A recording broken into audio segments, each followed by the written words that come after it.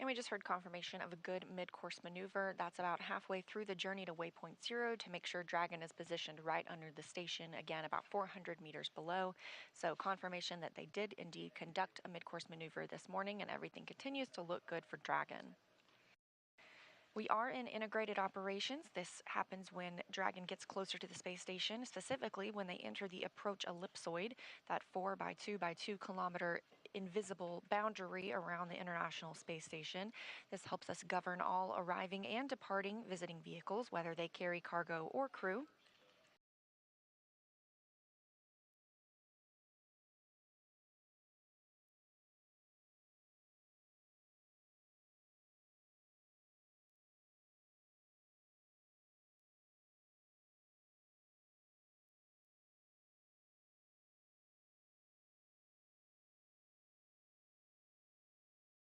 We're also hearing good words about teams being go to move inside the keep out sphere. That's another checkpoint that consists of an imaginary sphere around the station with a radius of 200 meters.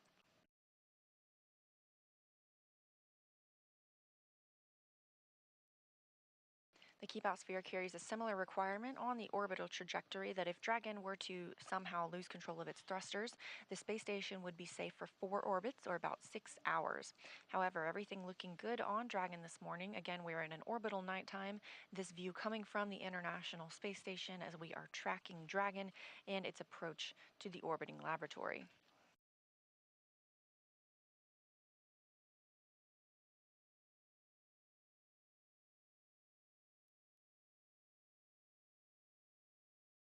Once Dragon arrives at the space station today, they will be greeted by 7 crew members currently living on orbit. That includes NASA's Frank Rubio, Steve Bowen, and Woody Hoberg, Sultan Al Nayati of the United Arab Emirates, and Roscosmos cosmonauts Sergei Prokopyev, Dmitry Petelin, and Andrei Fedyaev. That'll bring our crew up to 11 for the next several days. We are looking at about an 8-day docked mission for the AX-2 crew, about 10 days in orbit in total.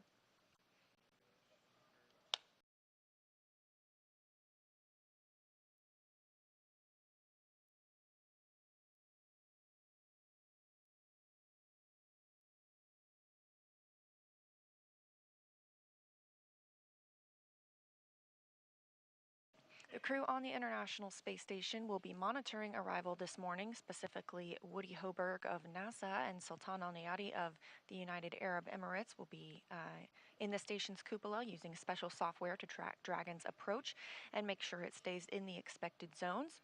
Once Dragon is docked, Hoberg will be our prime to start those hatch opening operations. He will start by opening the large hatch on the Node 2 forward, or Node 2 zenith that is, giving him access into the pressurized mating adapter. They'll then pressurize the vestibule, and that's the small space between the hatches on the Dragon and space station. Of course, the vestibule is exposed to vacuum prior to docking, Houston, so the crew... on the big loop, Dragon range is approximately 1,000 meters. Monitor long-range approach per steps 1 to 4 in 1.102, Dragon approach and retreat monitoring. ISS crew is now primed for vehicle approach monitoring.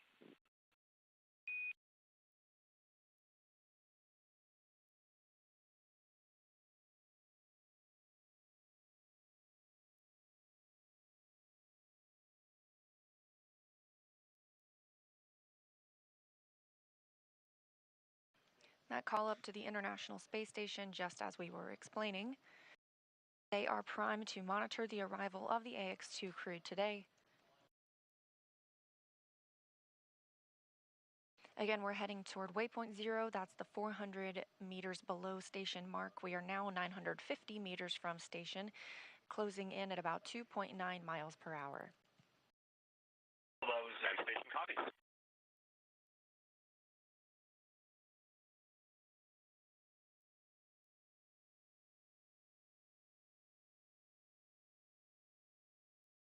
So once we dock at approximately 8:10 a.m. Central Time, it takes about 2 hours to pressurize the vestibule, the space between the hatches.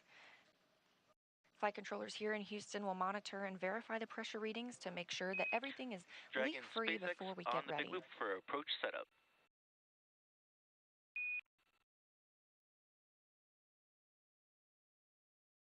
Go ahead on the big loop for approach setup. Ground has pulled go for approach 0 and will be enabling the maneuver shortly. Expected maneuver start time is per your forward displays. Reminder that Dragon will continue through waypoint 1 to waypoint 2 without stopping at waypoint 1.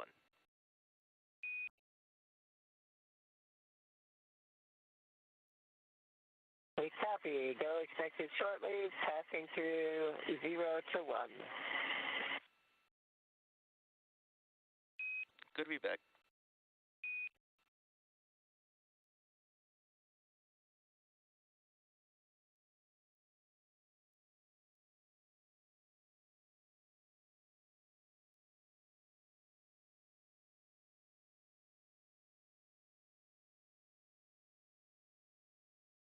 Good news from the ground to the crew, that coming from the core, the crew operations responsible engineer in Hawthorne, California at SpaceX headquarters, to Commander Peggy Whitson aboard Dragon. The team will not have to pause at waypoint 1. Sometimes there's a pause associated there so they can check out all systems, but things are looking good this morning to continue through. Dragon now 800 meters away from the space station. The International Space Station crew members have been preparing for arrival of Dragon by moving and setting up some laptops as well as crew alternate sleep accommodations. Again, we will have 11 crew members. Feels like a full house aboard the station once the AX-2 crew arrives today. Teams also will do things like feather the solar arrays or maneuver them so that they avoid any plumes from Dragon once it gets closer to the station. It's also been a busy time on the space station with another variety of activities, including a port relocation. Just a couple of weeks ago, the Crew 6 crew boarded their Dragon spacecraft and moved it from Zenith, the space-facing port on Node 2, to the forward-facing port. So that is where the AX-2 crew will dock today, to that Zenith port. However, the maneuver was to prepare for the arrival of CRS-28, the 28th commercial resupply mission from SpaceX to the International Space Station. That will bring with it some new solar arrays. Those are called International Space Station Rollout Solar Arrays, and those are stored in the trunk of Dragon. That Zenith port, it makes it much easier for the Canadarm2 to help retrieve those IROSAs for eventual installation on some spacewalks later this year. We've had a handful of spacewalks happen over just the last few weeks at the space station, including 3 Roscosmos spacewalks to move and connect and deploy a radiator, as well as Houston, 1 NASA spacewalk to... Just reporting per block 1, vehicle inside. Houston copies.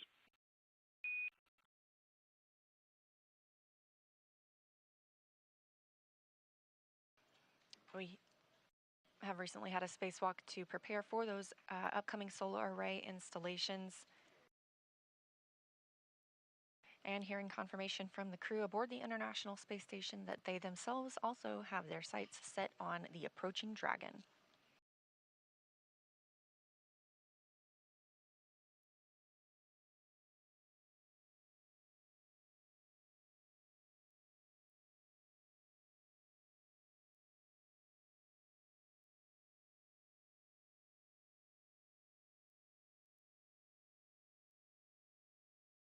Ahead of arrival of the crew today, the space station crew are moving through their morning, including preparing the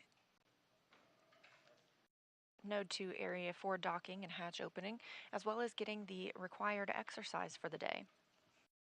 And here we have a new view of Dragon approaching the space station from the International Space Station itself. Again, we are looking at docking exactly an hour from now at 8:10 a.m. Central Time. This view from the International Space Station while Dragon is still 630 meters away.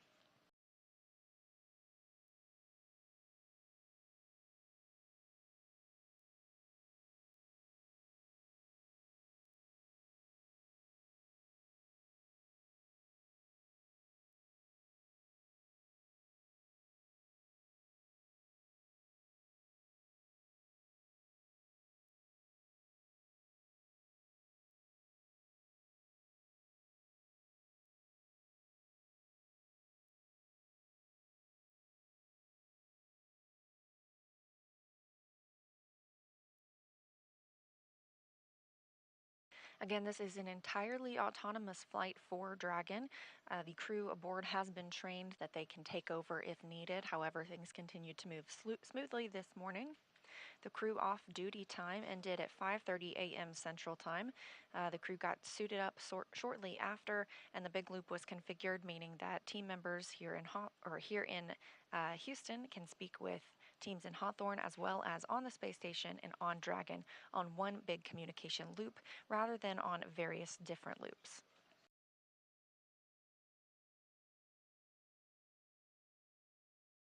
Being that it is an autonomous flight, NASA astronaut Woody Hoberg and Sultan Al Nayati of the United Arab Emirates will be in the cupola just to monitor the arrival of Dragon. They can also send commands to the capsule if needed, but that's not anticipated. Hoberg will then be primed for assisting in pressurization of the vestibule and the hatch opening operations. After docking and the welcome ceremony, all crew members will then move into an ISS safety briefing, making sure that they are briefed on everything they need to know while living aboard the International Space Station for safety purposes. Of course, they go through a lot of that training here on the ground, but it's a great refresher once they arrive on board in the microgravity environment.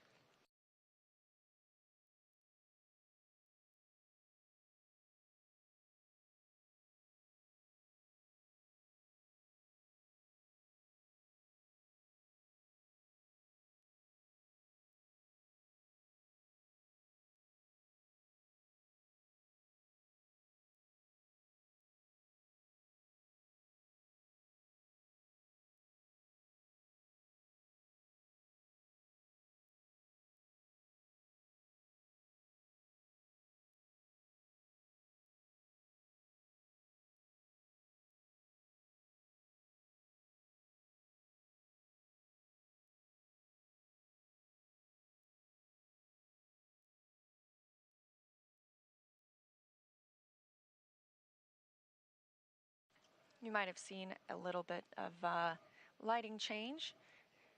We are now entering into an orbital daytime. Again, we see 16 sunrises and sunsets a day aboard the International Space Station, moving at 17,500 miles per hour, giving us an even better view of Dragon as it gets closer, now about 500 meters from the orbiting lab.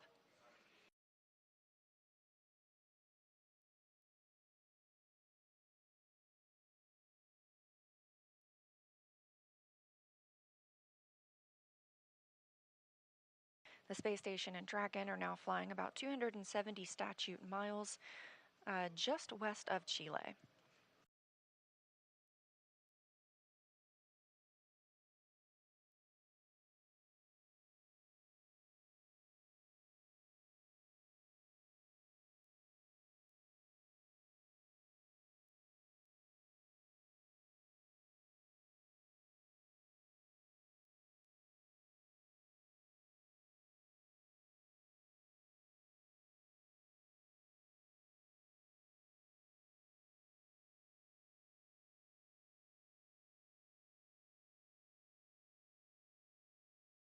Again, we're heading toward waypoint 0. That'll be at 400 meters below the space station.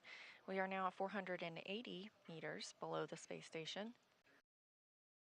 The crew will not stop at waypoint 0. They will continue to move through.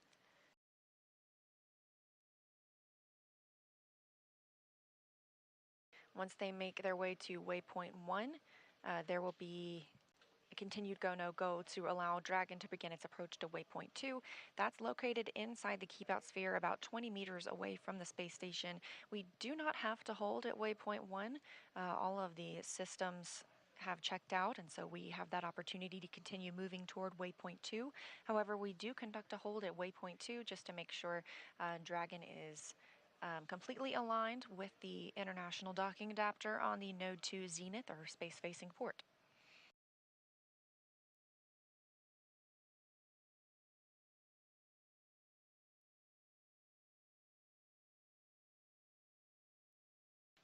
So at that 20-meter distance, Dragon will slow itself down even further, bringing its approach in and eventually make initial soft contact with the adapter soft capture ring. That'll retract and bring Dragon in for the hard capture sequence.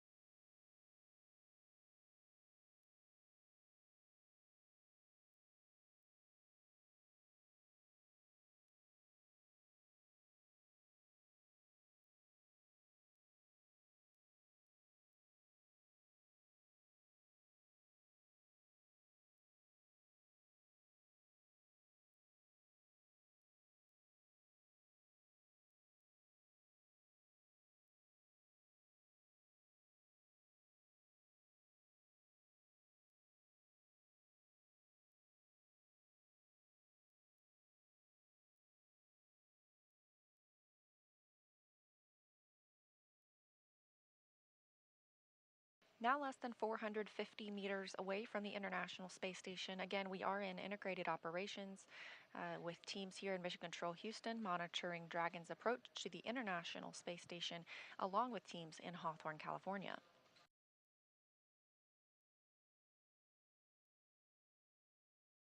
The crew are in their suits. They had good suit leak checks earlier today.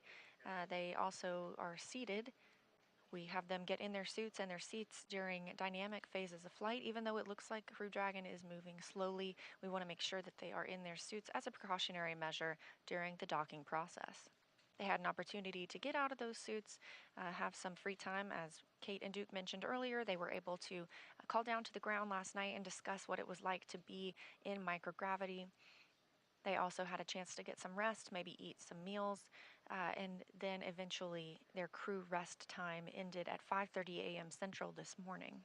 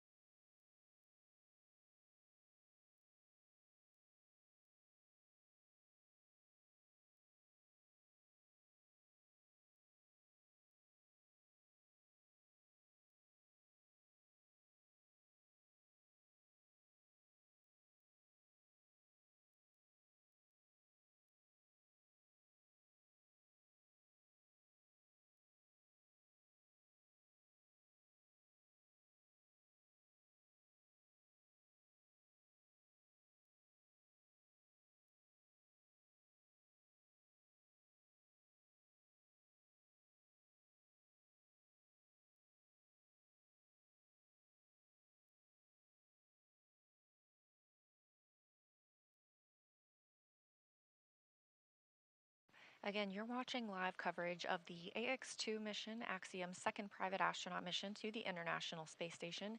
These are not NASA astronauts arriving aboard Dragon today. One of them, however, is a former NASA astronaut, Peggy Whitson.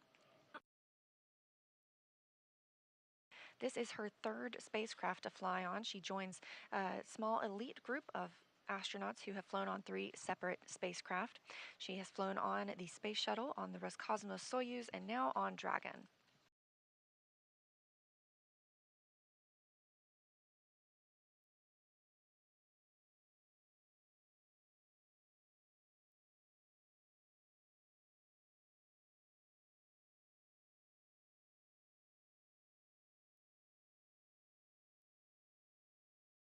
Since NASA opened up the space station for commercial activity in 2019, we've continued to work with private industry to prepare for the future of low Earth orbit. And our long-term goal is to be not just the provider of a low Earth orbit destination, but to be a customer. We want to be one of many customers purchasing commercially owned and operated services. So we need to work together today to ensure this path of tomorrow.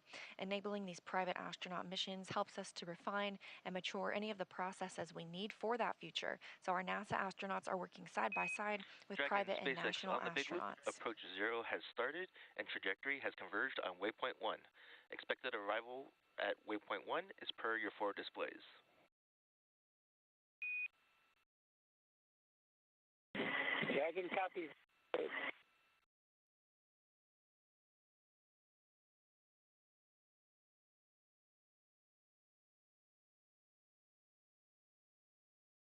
Again, we have reached waypoint 0, that 400 meters directly below the International Space Station. Coming up, we are going to move from waypoint 0 to waypoint 1, pausing at that distance of approximately 220 meters, putting Dragon on the docking axis, meaning it's directly in front of the docking port.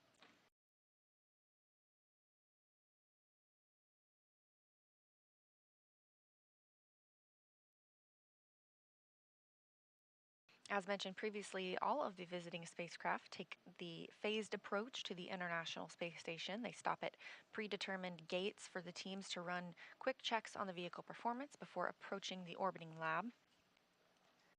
When it comes to bringing two spacecraft together, slow and steady wins the race, as docking operations require a great deal of precision to make sure we're keeping the spacecraft and the crew safe. So when we say slow and steady wins the race, we're now traveling at less than half a mile per hour. Again, we are in integrated operations during this time, meaning teams from both Hawthorne on the left of your screen and Mission Control Houston on the right are monitoring Dragon and the International Space Station. Additionally, the Axiom Mission Control here in Houston, Texas as well is continuing to monitor the flight. They'll remain on console this week. With you on the big loop. Prior range is 400 and stable attitude as expected. Houston copies.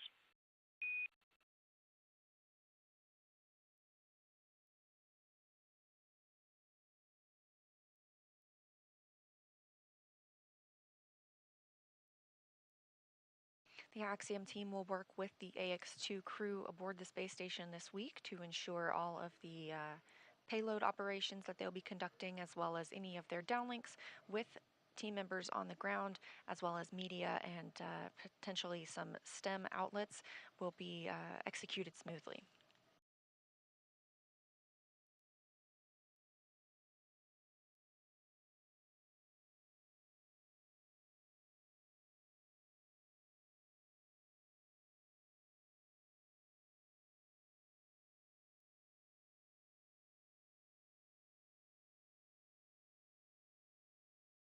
Again, we are in a satellite handover of the tracking data and relay satellite system. These are tracked throughout the flight. We see this with the International Space Station as well as on Dragon.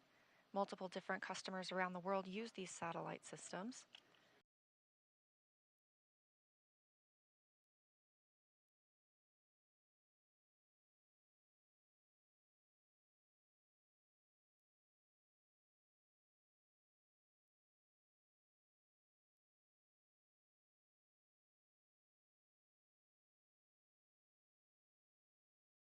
All 7 crew members currently aboard the International Space Station, currently moving about their day, some of them exercising, some enjoying their midday meal. Others are working on various payloads and scientific research aboard the International Space Station. There are some constraints as we move into integrated operations, specifically during docking, and once the spacecraft is soft docked, there will be an exercise constraint. We don't want any additional loads imparted on Dragon, so any vibrations that can be caused from using, say, the treadmill or the stationary bicycle, we want to keep that from, again, imparting those additional loads to ensure a safe and smooth docking for Dragon. So the crew will be asked and are not timelined to perform any workout activities during that time.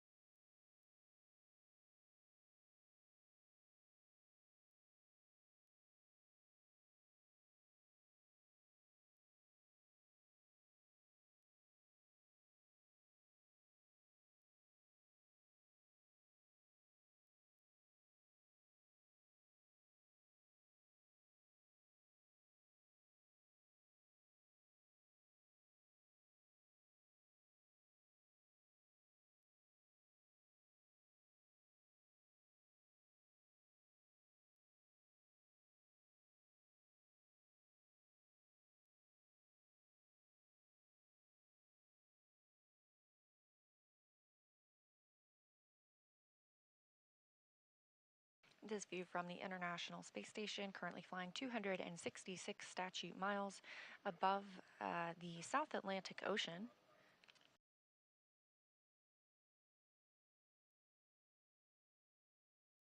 Dragon is about 400 meters away from the space station. Again, we reached waypoint 0 and have the go to move to waypoint 1, which will put us 220 meters from the space station above the docking or on the docking axis above the Node 2 Zenith port.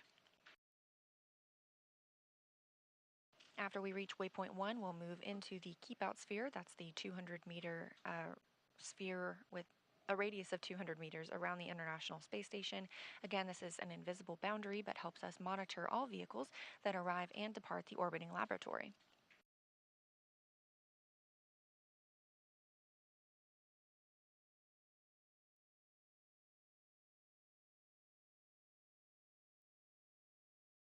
For any maneuvers at this point, we are seeing Dragon use its service section Draco thrusters. These each provide 90 pounds of force. There are 12 of those Dracos. Those are only used in the vacuum of space. It's good for these attitude control maneuvers, and those are grouped into 4 clusters of 3 thrusters each. On board, Dragon also has Super Dracos. These are only used for pad or ascent abort scenarios, so these are currently disabled. They are disabled after the ascent portion of the mission.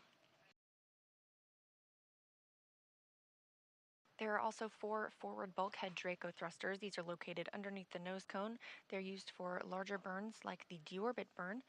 However, we're not looking ahead at that currently. We expect that to come about 8 days from now. We are planning for this crew to spend 8 days aboard the International Space Station.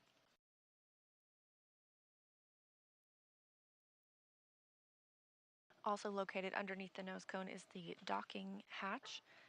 This is the portion that will dock to the International Space Station and the hatch that crew members will use to float in and out of Dragon. This is in contrast to the side hatch that the crew used to board the spacecraft yesterday, that they will also use to depart the spacecraft after splashdown and being pulled aboard the SpaceX recovery ship.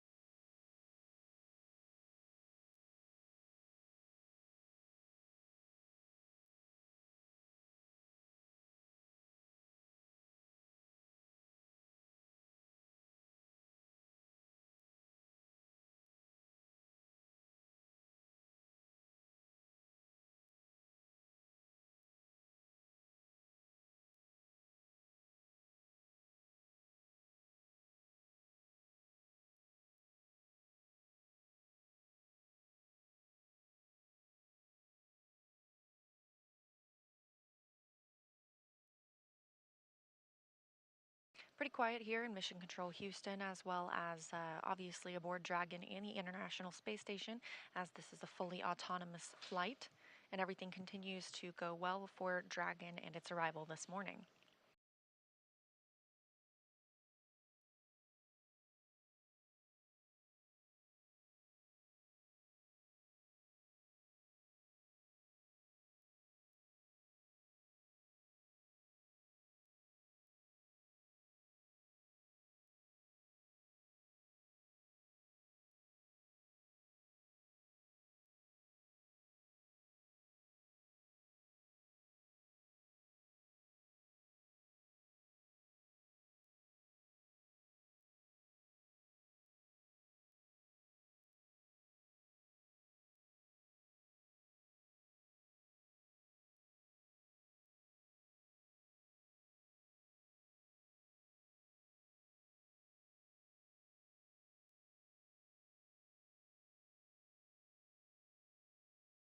Again, Dragon has reached waypoint 0 and is making its way to waypoint 1, 220 meters above the International Space Station and its intended destination this morning, which is the space-facing hatch on Node 2. So with that, I'm going to send it back over to Hawthorne for a status update. Kate and Duke? Thanks, Leah. Continuing to follow Dragon's progress as it gets closer and closer to the International Space Station. We're now just 0.45 kilometers away from the ISS. And as Leah mentioned, slow and steady wins the race. Now, there are teams supporting this mission from multiple locations. This is Johnson Space Center, located in Houston, Texas. This mission control room is staffed 24 hours a day, 7 days a week, 365 days a year. Team members are trained in a variety of disciplines and monitor all station systems. In addition to this control room, we have the mission control room here at SpaceX headquarters in Hawthorne, California. That's the view there on the left-hand side of your screen. That is where our teams are monitoring Dragon and checking in on all of its systems. And then, of course, the Axiom control room on the right-hand side. Yeah, right there for Axiom Space. Our team is there at Mission Control in Houston as well. It's pretty fantastic. From this secure facility, we have live access to all the voice, video, and data from the ISS and can work alongside their NASA counterparts to run on-orbit operations and monitor every aspect of the mission in real time. It's led by what we call our AXL, or our Axiom Operations Lead, and there are various positions around the room for research, communications, medical, integration, stowage, timeline operations, etc. It's a pretty significant step in our journey as a company to expand access to low Earth orbit, as it's only the 12th ground segment partner for the ISS program. So through this facility, we are enabling our customers in the global community a front row seat to the work being done on station. So as you can see, lots of people supporting this mission from all different locations. It really is a team effort to execute these integrated operations successfully. And part of the reason is, as you can see, it's not just the 4 crew members that are inside Dragon Freedom right now approaching the space station. It's the whole integrated International Space Station team as a whole. Once the AX2 crew arrives on station, there will actually be 11 crew members total, and it's going to be pretty exciting. Like Leah said, a full house, but the AX2 crew is going to be super busy. They have a lot of science and research planned, and they will also be contributing to the station as well as the other crewmates that are up there with them. Absolutely. This crew has a very full schedule while on station, and actually a lot of that time will be focused on some pretty fascinating efforts. For the sake of this conversation that we'll have right now, the science that they're doing is organized into a few categories like life sciences, physical sciences, tech demonstrations, etc. So with physical science, this includes some radiation protection research as well as some storm-related research, helping to create rain, cloud seeding, really fascinating stuff like that, and as well as enhance our understanding of dangerous thunderstorms. There's actually a phenomenon called transient luminous effects, which are upper atmospheric lightning or ionospheric lightning. And it's awesome that research could potentially help operations at Kennedy Space Center. As we saw yesterday, there was an anvil cloud rolling in, and it's really interesting how this research that the AX2 crew will do could potentially feed back into space operations on the ground. Absolutely. A very full circle moment right there. So by the time we're launching AX3, we will have those data back and we'll be ahead of the game. So on the tech side of research being conducted, this crew will also demonstrate ways to automate some of the tasks that take up precious crew time, things like transferring data or tracking where supplies and materials are on board the space station. There's also an effort to make communicating with Earth easier. So at the heart of Axiom Space is the mantra to build history, to expand access to low Earth orbit for all. And so we're dedicated to creating partnerships with companies that you wouldn't typically expect to hear about going to space, to grow the volume of those who can conduct meaningful research and research on board and outreach as well about science and everything else included in that. So a lot going on up there, and they're certainly going to have their hands full once they dock, which we should be seeing shortly here. Yeah, we're very much looking forward to it. Look at this. This is our first view inside the Dragon capsule. I love this view. So on the left-hand side would be our commander, Peggy Whitson, and on the right-hand side of that view was pilot John Schaffner. Now, this view is also very cool because this is looking at the International Space Station from the Dragon. What a great shot. Yeah, it's just incredible that we can get these live views and see what Dragon is seeing as it is approaching the ISS. I love living in the future. Like we've mentioned before, we are heading to the Node 2 Zenith port this morning. We have passed through waypoint 0, which is the 400-meter mark which is 400 meters away from station. We're heading up and around over the station to waypoint 1, which is about... Dragon station on the big loop. Expect reconfiguration of the C2V2 return link shortly.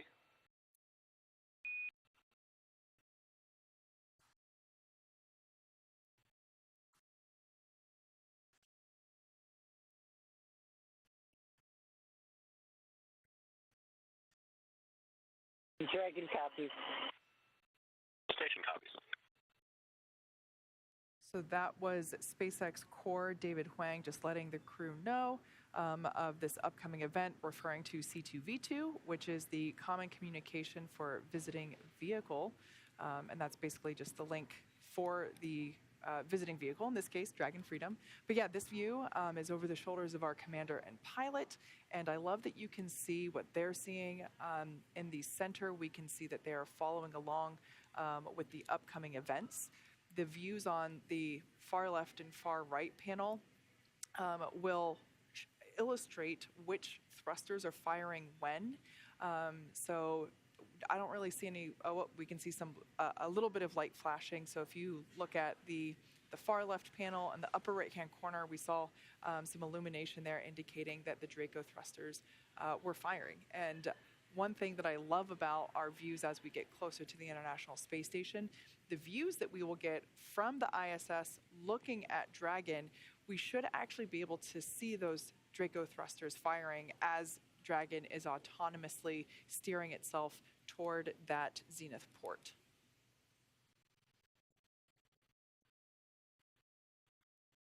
Now, when we say autonomous, it's truly what that means. Dragon is doing all the calculations and steering and flying automatically. It is flying itself.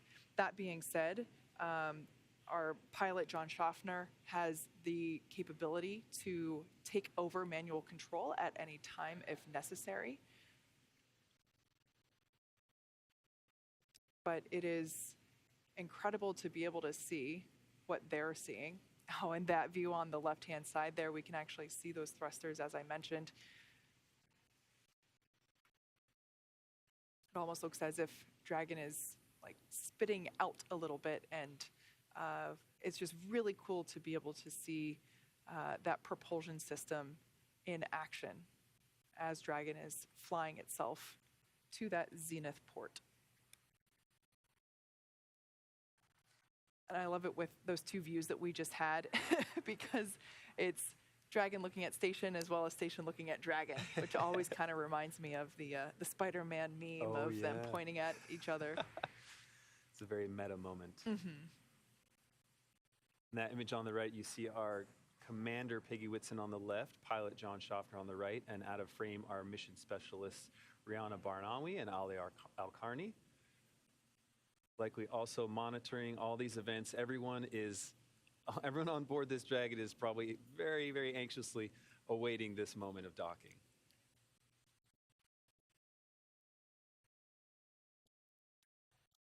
Ending nearly a 16-hour transit to get to the ISS after launching.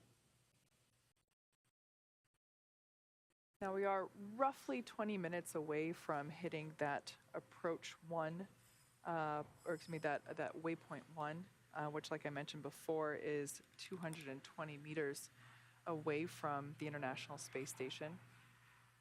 And we can see that the crew has their visors up. We don't require them to put their visors down until they're closer to the space station for that docking procedure. So they're still hanging out, continuing to monitor Dragon's progress.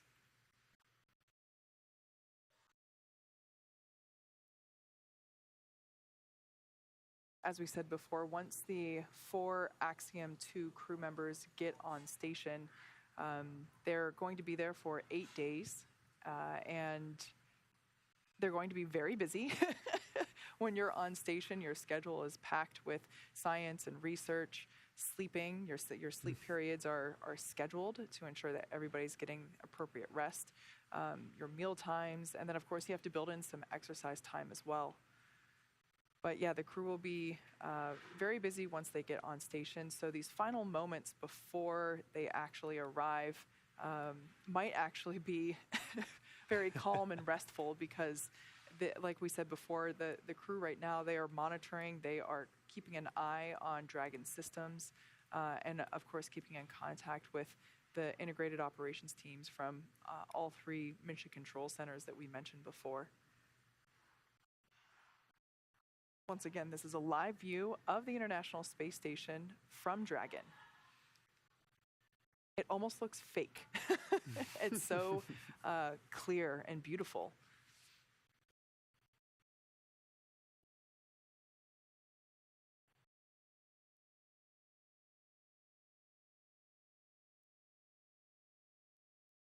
As we get closer, you should be able to make out more clearly the various vehicles that are docked with the International Space Station.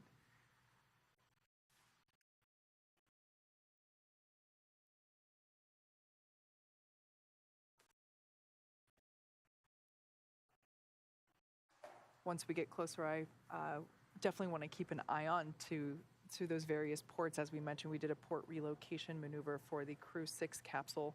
Dragon Station on the Big Loop, C2V2 link reconfiguration complete.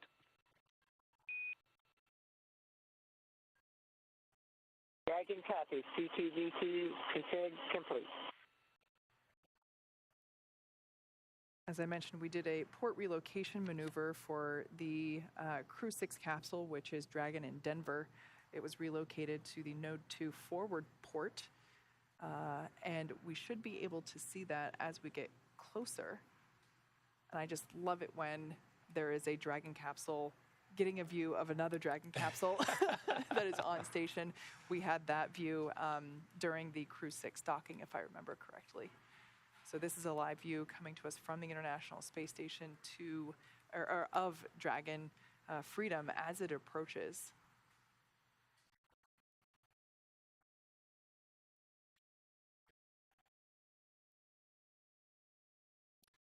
All right, so as we are continuing to get closer to the International Space Station, we are heading towards that waypoint 1. Let's check back in with Leah over at Johnson Space Center to hear how things are continuing to progress with the International Space Station's preparation for Dragon Freedom.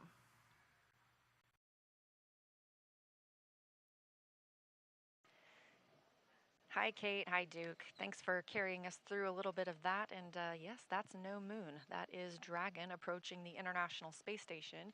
As you heard, we've reached waypoint 0, that 400 meters away from the space station. We're just a little bit below that now. But as you can see, we've made quite a bit of movement. Our previous view of Dragon had the Earth in the background. Now we have space in the background. The spacecraft has moved out in front of the International Space Station, still less than 400 meters away, about 380 meters right now, but we're moving up to waypoint 1. And again, waypoint 1 is about 220 meters away from the space station. It'll be directly above that Node 2 zenith or space-facing port. We have the opportunity to pause here, check out any systems if needed, and we expect arrival at waypoint 1 in about 10 minutes.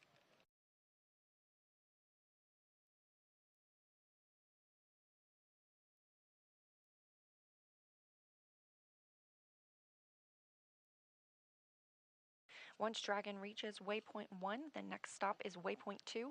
That is only 20 meters away from the International Space Station, so that's when we hope to get that crystal clear view of Dragon Freedom and its 4 crew members inside. We do conduct a hold at waypoint 2. This is to make sure that we are properly aligned with the docking target on Node 2, also known as Harmony. After reaching waypoint 2, Dragon will slowly but surely move in and dock with that port, conducting a soft capture first before the hooks begin to drive and complete a hard capture. Then it takes about 2 hours until Dragon hatches are ready to be opened and the 4 new crew members make their way aboard the space station.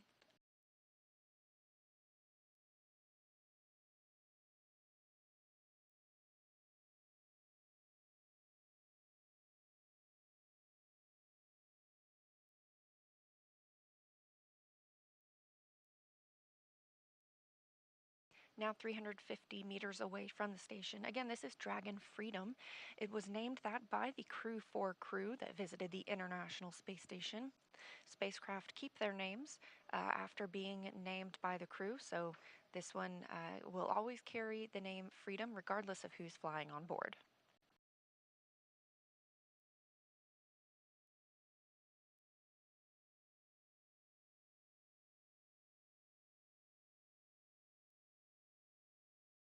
On the International Space Station side, things continue to move smoothly. Again, we have NASA astronaut Woody Hoberg in the cupola along with UAE astronaut Sultan Al-Nayati. They're monitoring Dragon's approach. It is a fully autonomous flight for the visiting spacecraft, meaning there is no action required on part of the crew. However, they do have the ability to take control if needed, as well as the crew aboard the space station can send commands to Dragon to retreat if necessary. But we're not expecting any of that this morning as things continue to move smoothly, now 330 meters away from the orbiting laboratory. On the space station side, the solar arrays have been configured. Again, teams here in Mission Control Houston will command the solar arrays into a position, we call it being feathered. This keeps any loads from being imparted on the solar arrays themselves from any plumes that come from Dragon as it makes those fine-tuned maneuvers. We are in a satellite handover again with the tracking data and relay satellite systems, but a great shot here of mission control at SpaceX in Hawthorne, California. Again, we are in integrated operations now that we are inside the approach ellipsoid, that 4 kilometer by 2 by 2 kilometer invisible oval that helps us monitor all of the arriving and departing spacecraft at the International Space Station. And on the right-hand side of your screen, you've got Mission Control Houston. These teams work around the clock, 24/7, to monitor all of the station's systems. Leading the teams this morning is Flight Director Marcos Flores. And communicating with the astronauts aboard the International Space Station is Capcom, or Capsule Communicator, Justin Cartledge. On the left now, you can see the Axiom Space Flight Control Room. They are monitoring the flight as well. They'll remain on console this week to help the crew members execute all of the research and the payload work that they have planned. Additionally, they'll be conducting several downlink events with various media and other STEM organizations here on Earth.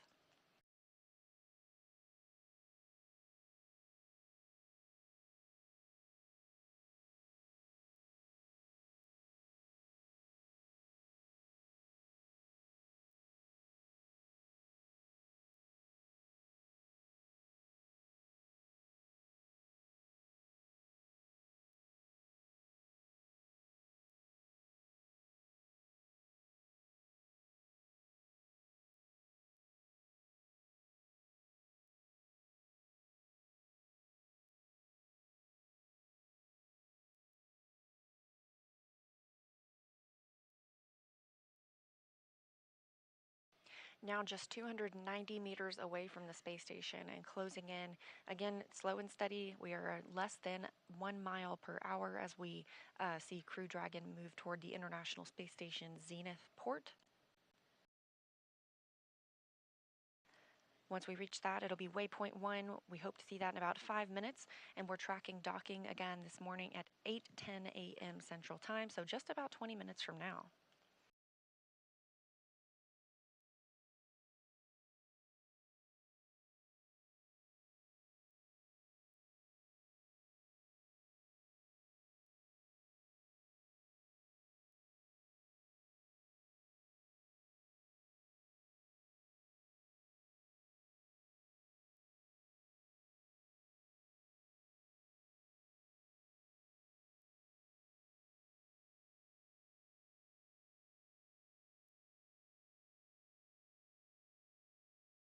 So look back at what has brought Dragon to this point.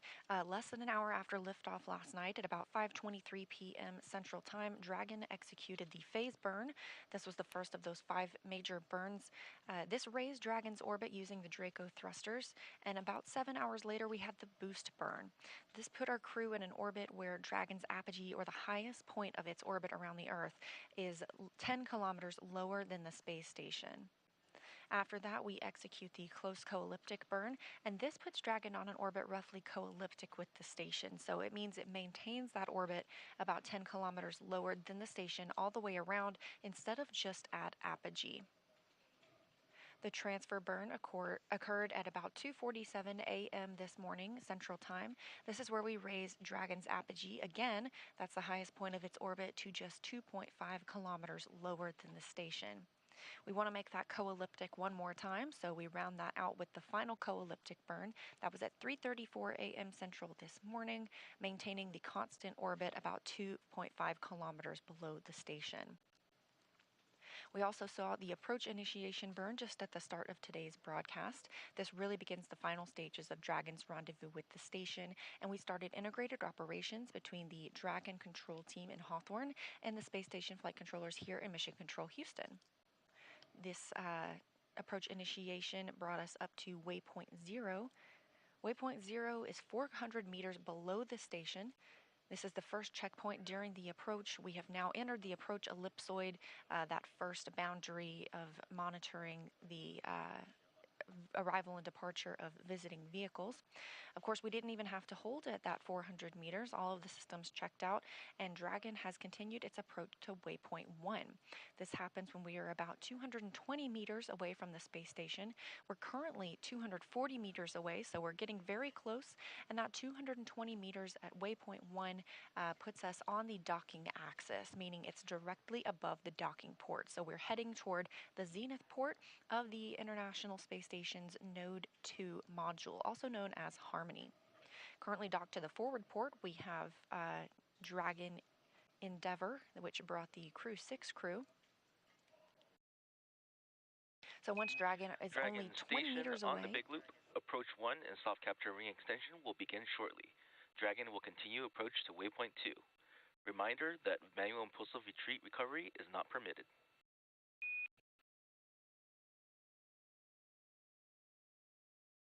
Dragon copies. Station copies.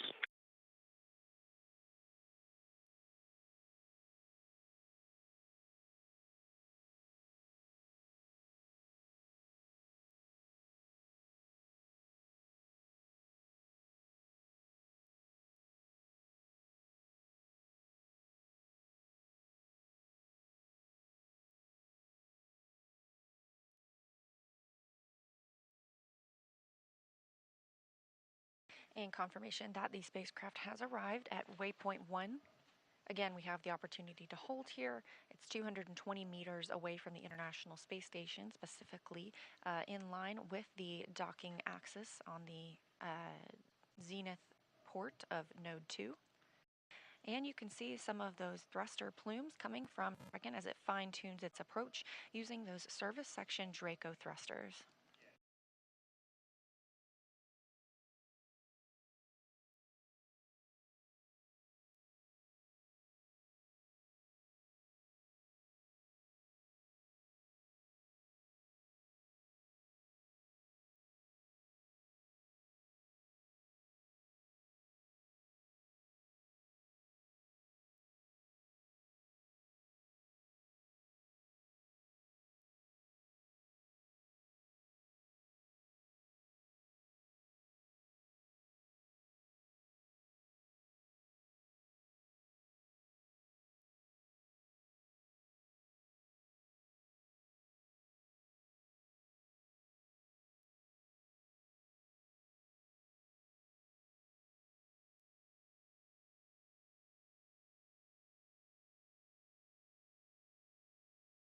A great view of those thrusters firing on Dragon as we are at waypoint 1, 220 meters away from the International Space Station, specifically directly above the space station. And inside Dragon right now, we have our 4 private astronauts, Peggy Whitson, the commander, pilot John Schaffner, Rayana Barnawi, and Ali Arkhani.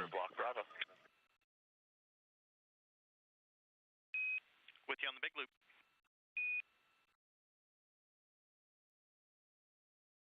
Prime range 208 meters and decreasing attitude as expected. We copy and concur from the ground.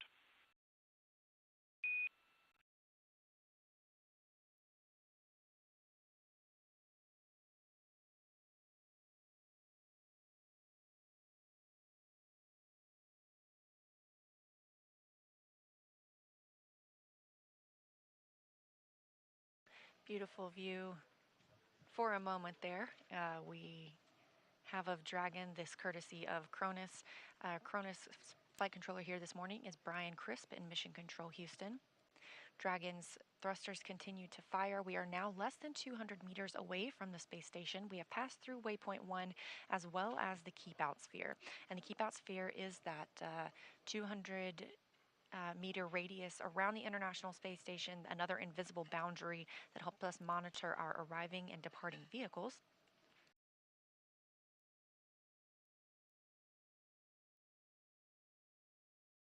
The next pause for Dragon will be at waypoint 2. This is a hold point. That's 20 meters away from the International Space Station when we move in toward final docking.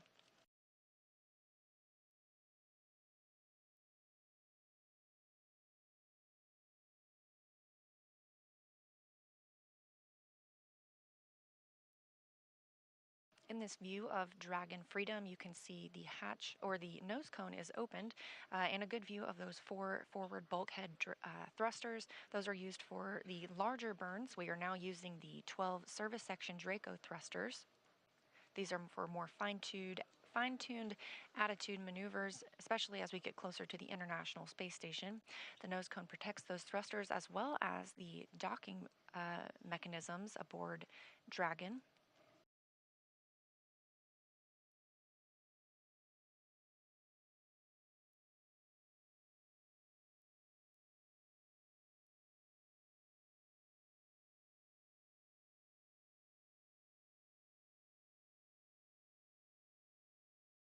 We're expecting arrival at waypoint 2 in about 8 minutes. And again, looking for docking this morning at approximately 8:10 a.m. Central Time. Dragon Freedom is now 164 meters away from the International Space Station. So while we are moving less than 1 mile per hour, we are continuing to close in on the destination for the AX-2 crew.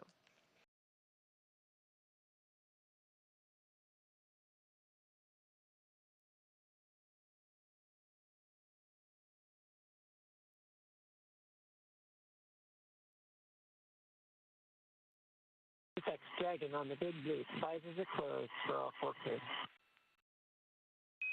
Copy, Dragon. Visors are closed.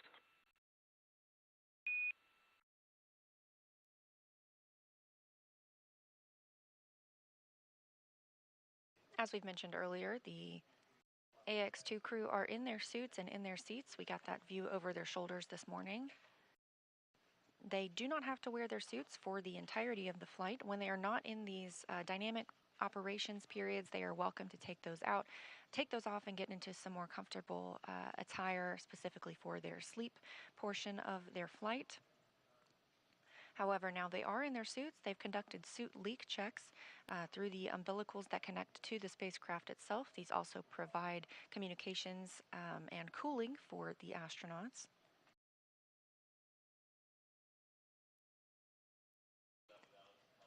And as you heard Commander Peggy Whitson just report down to the ground, the visors have been closed on the suits, so they are preparing for docking. And again, we're looking for that about 10 minutes from now. We do have some time and some hold time that we can conduct at waypoint 2 if needed. We can wait until lighting conditions are preferred for Dragon to move in for its final docking.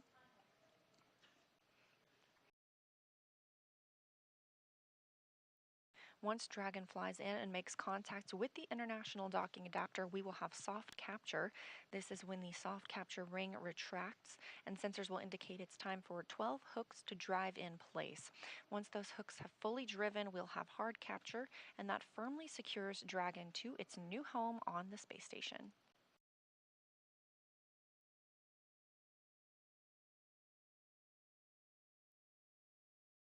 Now just 130 meters from the International Space Station, everything continuing to move smoothly for Dragon.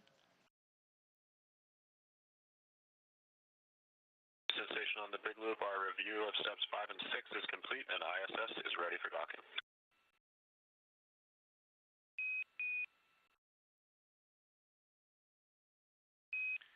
Houston copies.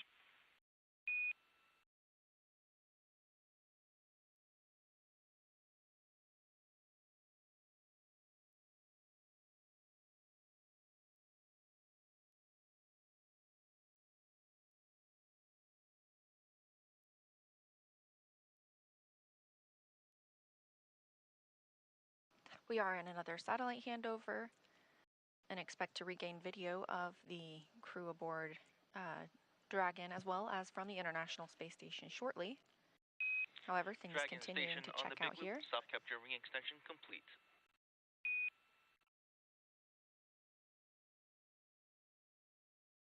Dragon copies. Station copies. Station Houston on the big loop. At waypoint 2, Dragon will briefly pause to align for docking, then automatically resume approach.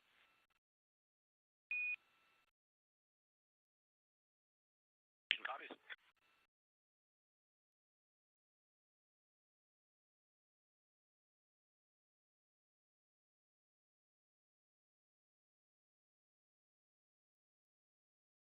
We are less than 100 meters from the International Space Station. Currently, Flight Director Marcos Flores here in Mission Control Houston is polling all of the team members in this room, conducting their go, no-go poll for docking.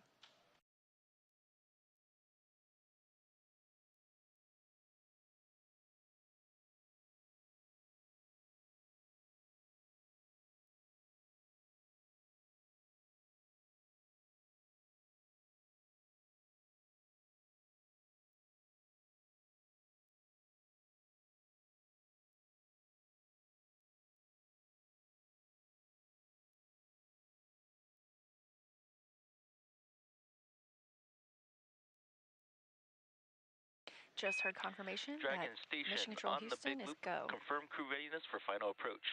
Ground has pulled go for approach 2 and will be commanding approach allowed shortly. As a reminder that once Dragon is inside the crew hands-off point, retreat and breakout are not permitted. And the Dragon crew is ready to go for docking, and we copy on the crew hands-off point. Station crew copies, and we are ready for final approach.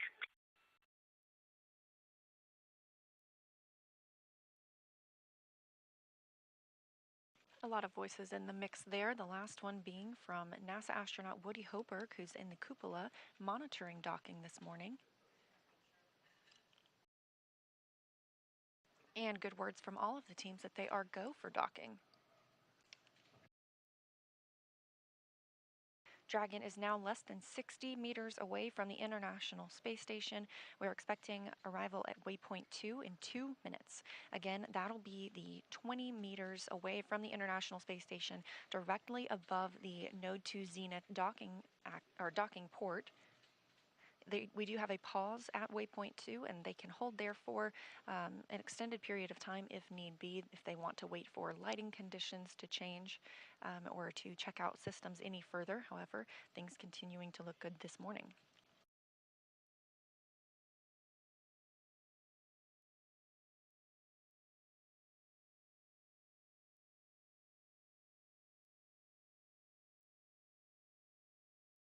Currently, the International Space Station and Dragon are flying 262 statute miles over Russia in an orbital nighttime.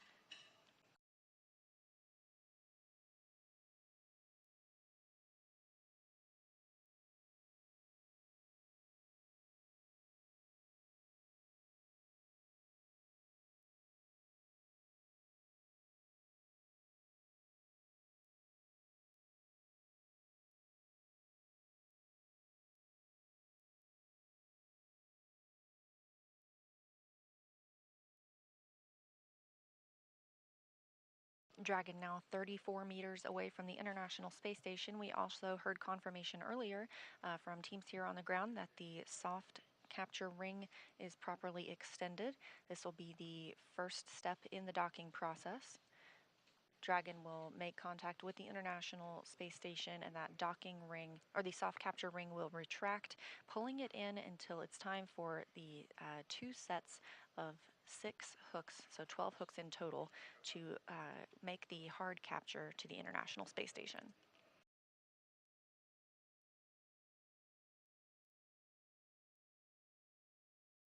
Standing by for arrival at waypoint 2.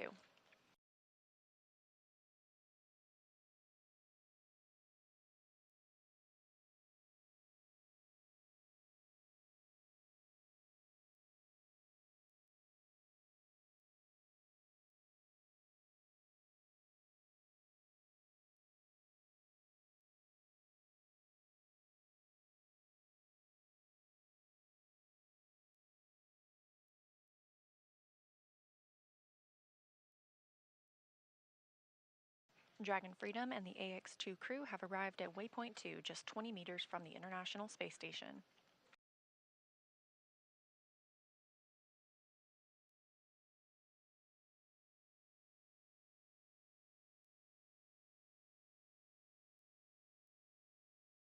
Teams here are all on the ground are all go for docking, as well as aboard the International Space Station and Dragon itself. Again, this graphic just a look at what we have seen so far, most recently this morning when Dragon arrived at waypoint 0, 400 meters away from the space station, moving into waypoint 1, 220 meters directly above and on the docking axis.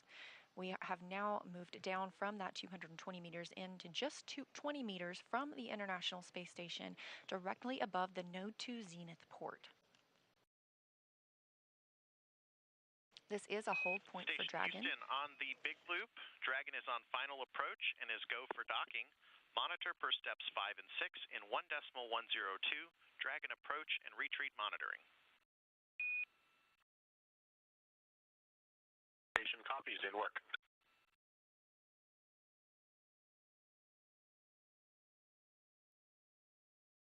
Again, we do not have video feed from the International Space Station or Dragon at this time, but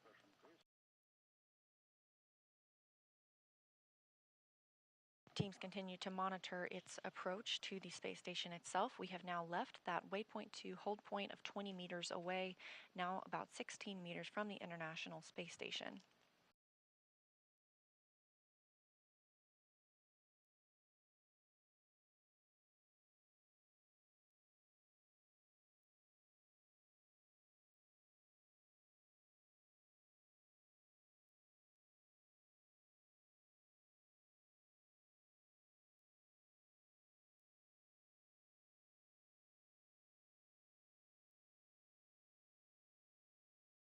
Dragon Freedom and the AX-2 crew now moving at 0.2 miles per hour. All 4 crew members suited and in their seats, preparing for docking.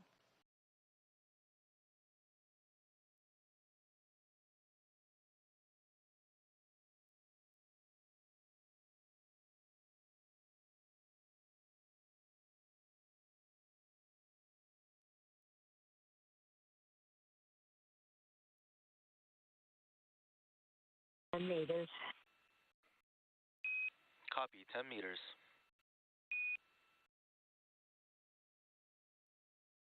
As you can hear, the Dragon crew are able to view the status of their docking on the crew display screens, reporting that they are now 10 meters and actually less than 10 meters away from the Node 2 Zenith or space-facing port on the International Space Station.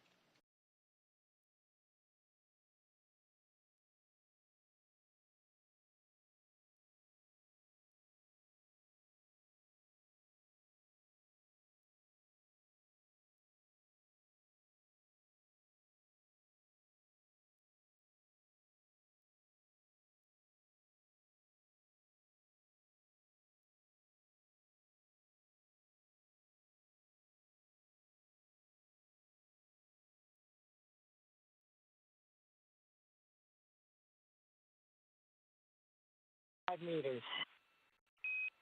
Copy, 5 meters. Still moving 0.2 miles per hour, Dragon Freedom is now 5 meters away from the International Space Station. Again, we do not have video feed of the spacecraft at this time, but team members are able to track its status, and everything continues to go as planned.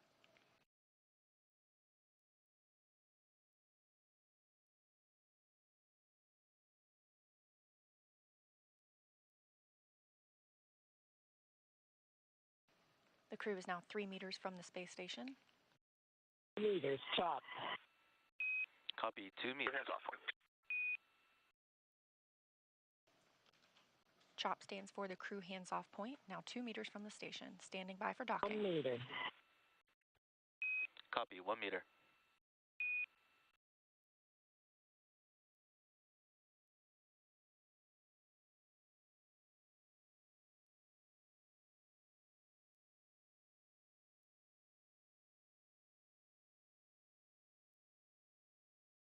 Soft capture confirmed.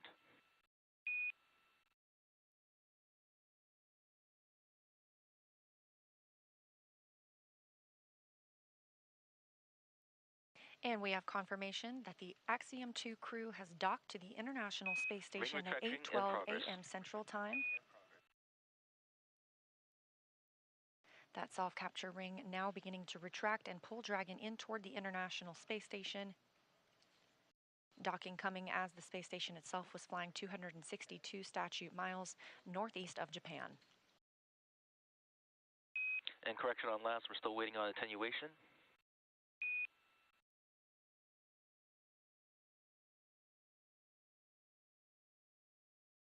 Continuing to get good reports here from teams on the ground. Again, aboard the International Space Station, NASA's Woody Hoberg and UAE's Sultan Al Nayati continued to monitor the crew as well.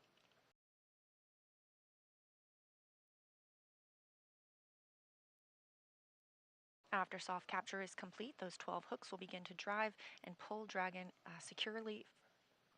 firmly securing it to the Node 2 Zenith port.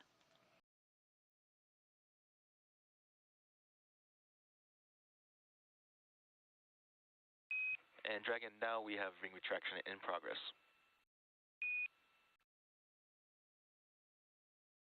Dragon copy.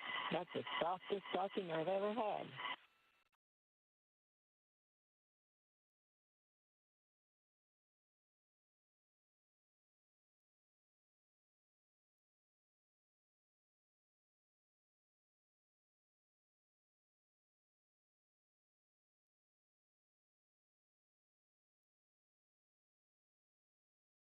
Good words from commander of the AX-2 mission, former NASA astronaut Peggy Whitson, now flying her third spacecraft after having flown the Space Shuttle, a Roscosmos-Soyuz, and now a SpaceX Dragon.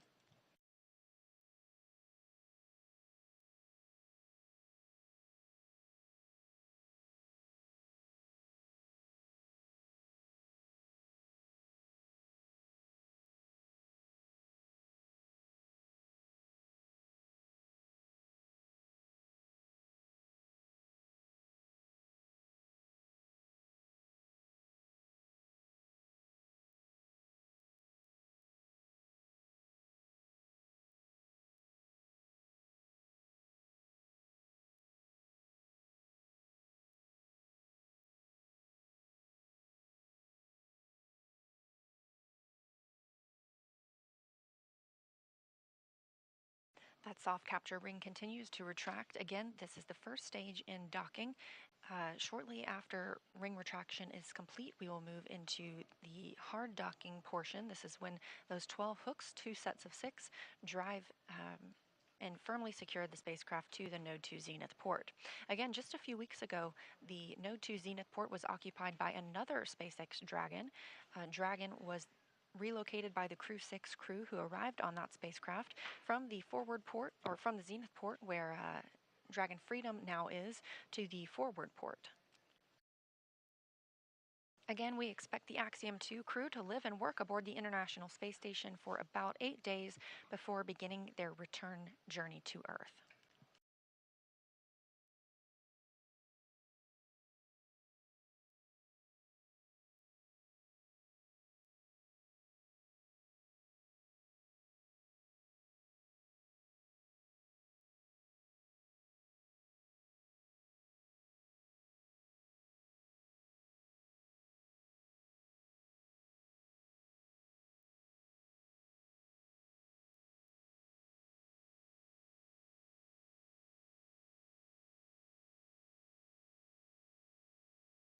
Ring retraction complete.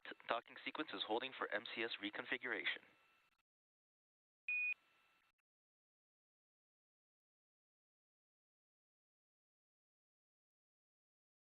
We have confirmation that the ring retraction is complete.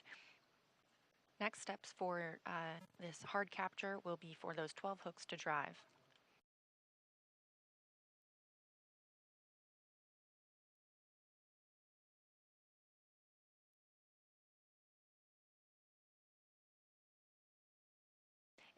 In addition to the ring retraction and these hooks driving, an umbilical will also be connected from Dragon to the International Space Station. This will allow power to flow from the space station to Dragon itself so that Dragon is no longer relying on battery power, that power being gathered from the solar cells around the base of its trunk.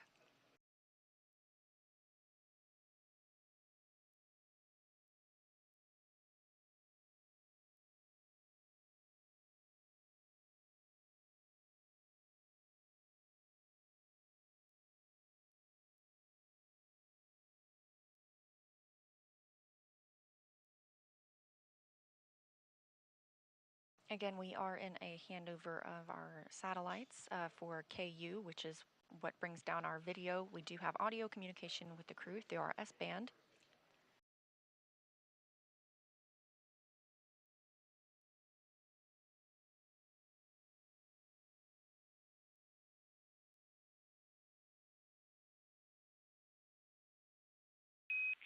MCS configured, proceeding with hook driving.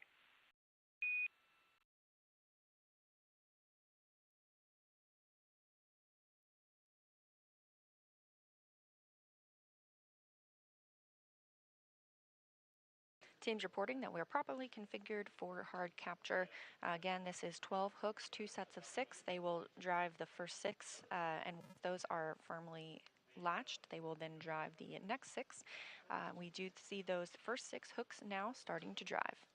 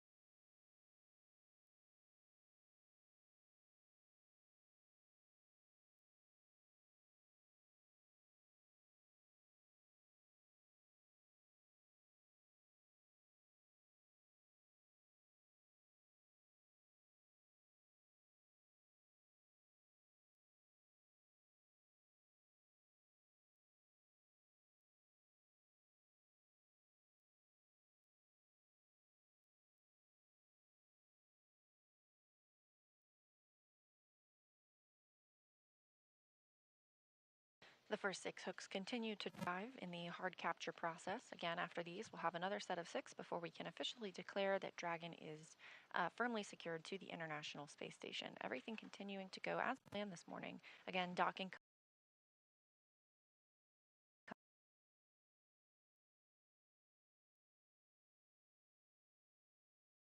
We have confirmation that the first set of 6 hooks have now closed and the second set are driving.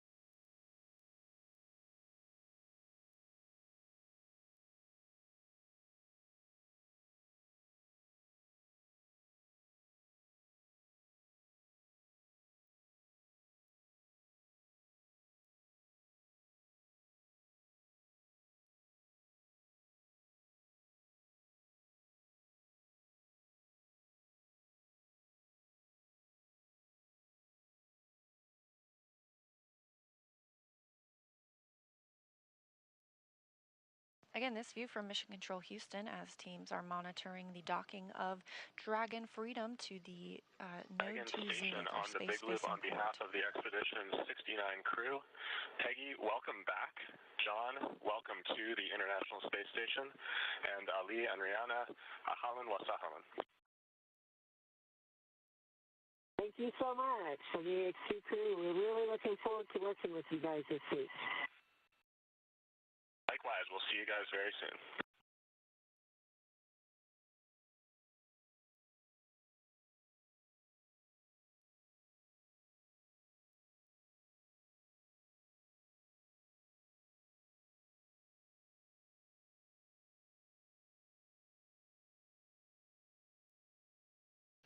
And we have confirmation the second set of hooks has closed. from Dragon on the International Space Station, meaning hard capture is complete.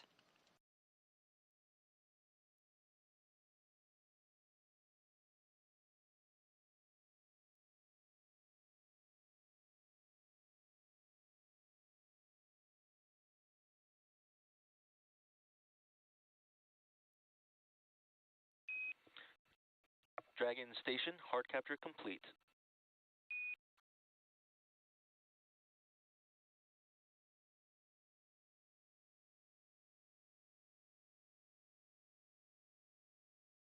Dragon copy. And with that call,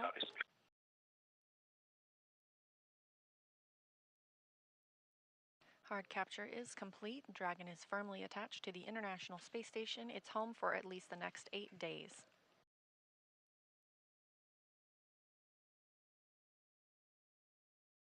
NASA astronaut Woody Hoberg on the space station side will now move into preparing the hatches for opening. Again, that takes about a 2-hour process. The vestibule needs to be pressurized, the area in between the space station and Dragon. Coming up, the AX-2 crew will have the chance to doff or take off their spacesuits, maybe get into their flight suits before they float aboard, and we begin our welcome ceremony.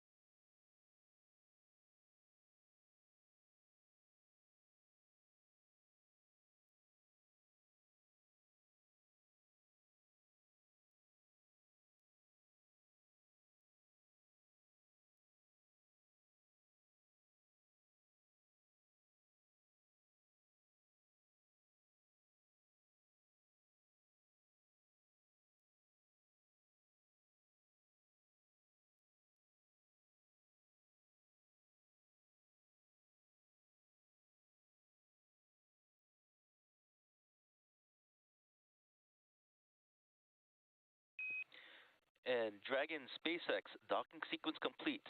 Crew Dragon Freedom, Peggy, John, Ali, Ray, congrats on this historic achievement. Welcome to the International Space Station. Thanks. We really appreciated flying with SpaceX. It was a lovely ride, and as I mentioned, it was the softest docking I've ever felt. Very well done. Thanks to everyone for getting us this far. Thanks, Peggy. We do aim for excellence, and on behalf of SpaceX, it's been a pleasure working with you. And just a little bit of trivia for you, this was the fastest launch to dock time for a Crew Dragon, beating our previous record from Crew 4 by just 9 minutes. Ground will be enabling hardline power and comm connections shortly, and you are good to doff suits per procedure 4.012. Ground will be taking cameras external. Copy 4012 in work.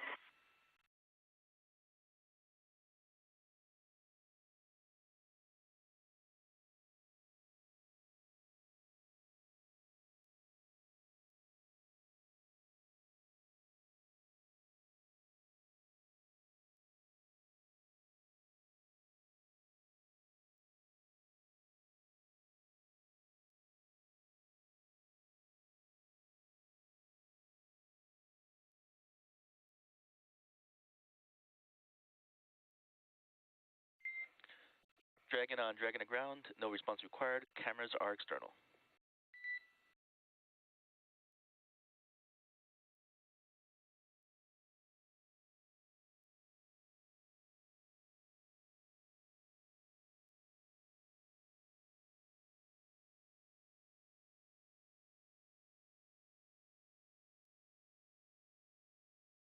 Now that all the hooks have driven and the soft capture ring has been stowed, docking is officially complete.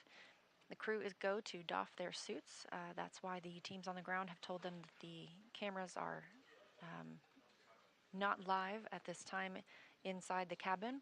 Again, we still do not have video from the International Space Station at this time. It looks like we'll regain shortly. The space station itself is in an orbital nighttime, now flying 261 statute miles over the Pacific Ocean. Again, docking this morning at 8:12 a.m. Central Time. As noted by SpaceX, the fastest docking on record for a crew launch to the International Space Station on Dragon.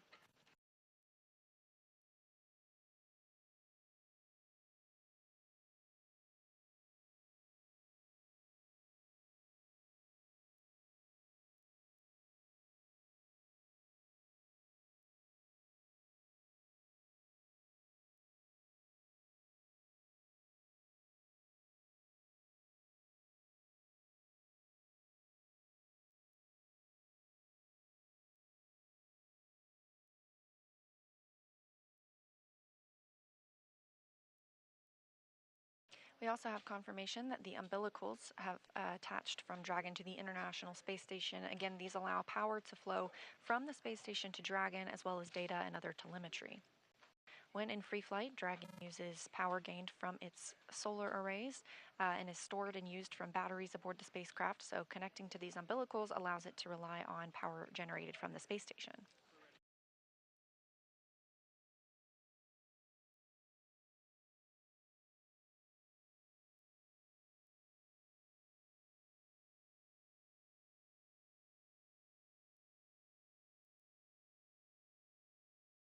We'll stay live now that we have docked until our welcome ceremony, standing by for the start time for that ceremony.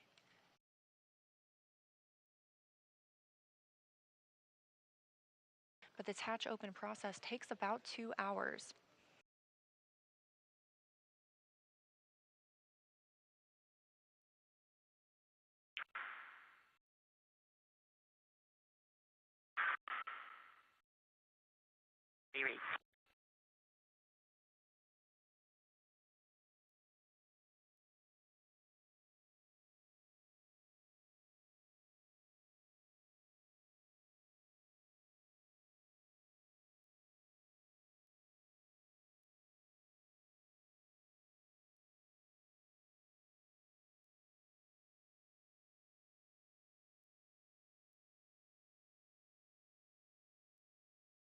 A look ahead at the steps that will be happening over the next couple of hours. Again, Woody Hoberg, NASA astronaut on the space station, is prime for these operations and bringing the AX-2 crew on board. Now that we're docked, he is securing some hardware, and then we'll move into hatch operations. First, he will open the large hatch at Node 2 Zenith. That'll give him access inside the pressurized mating adapter. He will then help pressurize the vestibule. That's, again, the small space between the hatches on Dragon and the space station. Of course, this was previously exposed to a vacuum prior to docking. We need to fill it with air, make sure its pressure is nearly equal with the atmospheric pressures on Dragon and the station. Tom check on the cabin mic.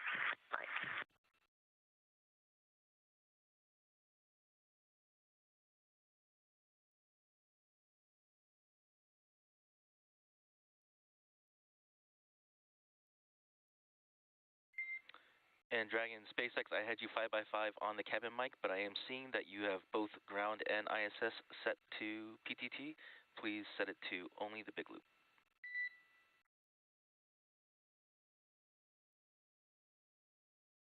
Okay, on the big loop, cabin mic from Dragon. And I have you 5x5. How me? 5x5, thanks.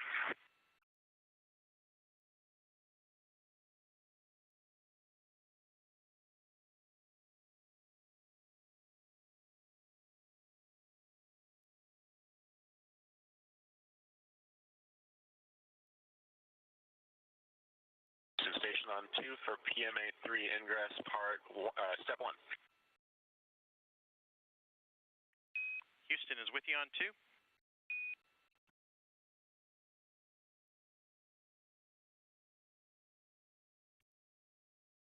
right, just looking for your go in step 1.1. Standby 1, and we are checking on that now. Station copies.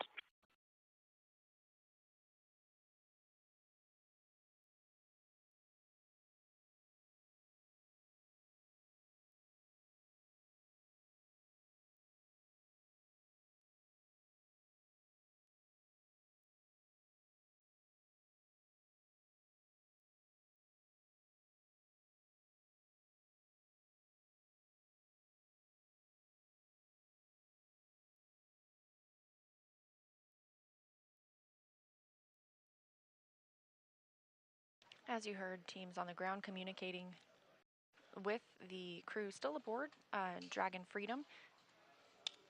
Peggy Whitson took a chance to test out the cabin mic rather than the microphones they'd been using in their Houston, suits on the now big that loop, they've you are doffed go those. for 1.1 of procedure 2.102.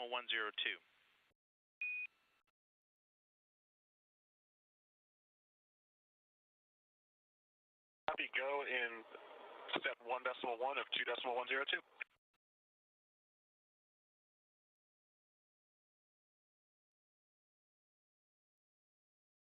And that voice being NASA astronaut Woody Hoberg communicating with Justin Cartledge here on the ground, his Capcom, the capsule communicator. That's the person speaking with the astronauts aboard the International Space Station. Woody is now stepping through some procedures, including he will get access inside the pressurized mating adapter and then pressurize the vestibule. We want to make sure the pressure is almost equal with the pressures on board Dragon and the station. He'll use a small valve on the station's hatch to slowly introduce air into the vestibule. Flight controllers here in Houston will monitor the pressure and temperature readings inside and verify that everything is leak-free before we get ready to open the hatches. Again, it's about a 2-hour process to get everything pressurized and checked out before we open the hatches. And following that hatch open, we'll have a welcoming ceremony with all 4 AX-2 astronauts, as well as our 7 crew members living aboard the station. So if it's not too early for you to do some math, yes, that is 11 people that'll be living aboard the International Space Station for at least the next week.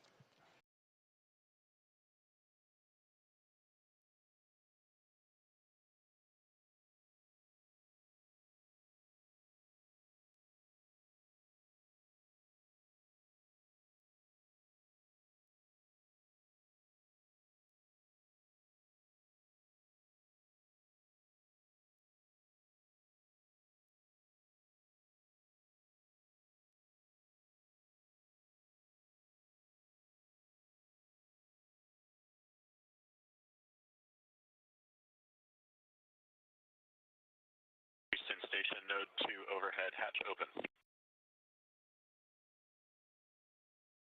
Houston copies.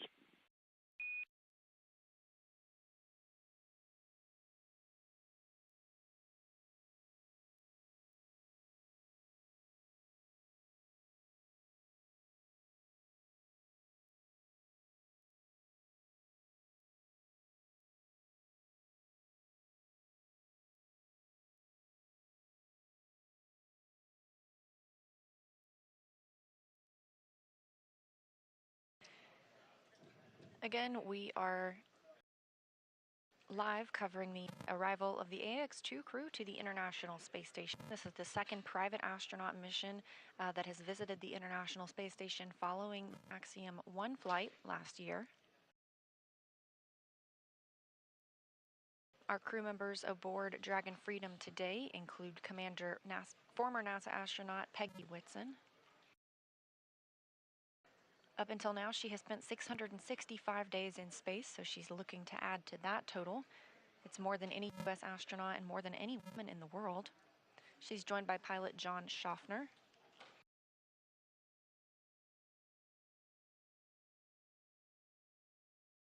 And the 2 mission specialists representing the Saudi Space Commission are Ali Al-Karni and Rayana Barnawi.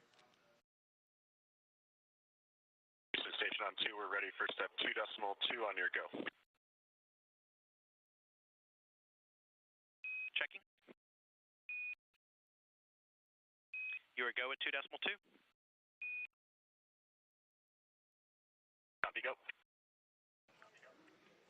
As we hear NASA astronaut Woody Hoberg stepping through the procedures with the grounds go, he will begin pressurizing the vestibule shortly.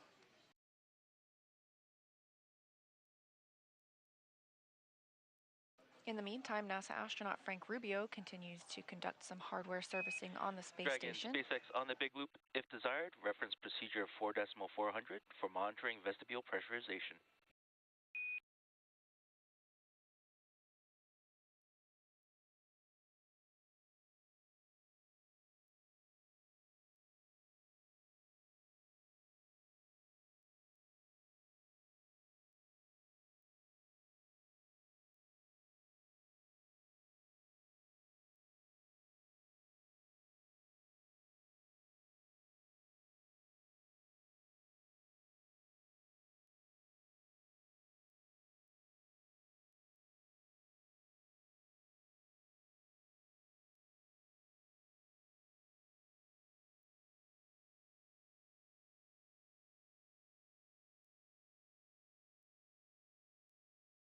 Confirmation from teams on the ground that vestibule pressurization has begun. Again, this is the small space between the Dragon hatch and the space station hatch. We want to bring that up from vacuum to about 14.7 psi. That's about the same pressure as the International Space Station, approximately the same pressure we're used to here on Earth. Astronauts on the space station live in a mixed nitrogen-oxygen environment, again, very similar to what we have on Earth. And Dragon Station on the big loop, no response required. ISS power connection established.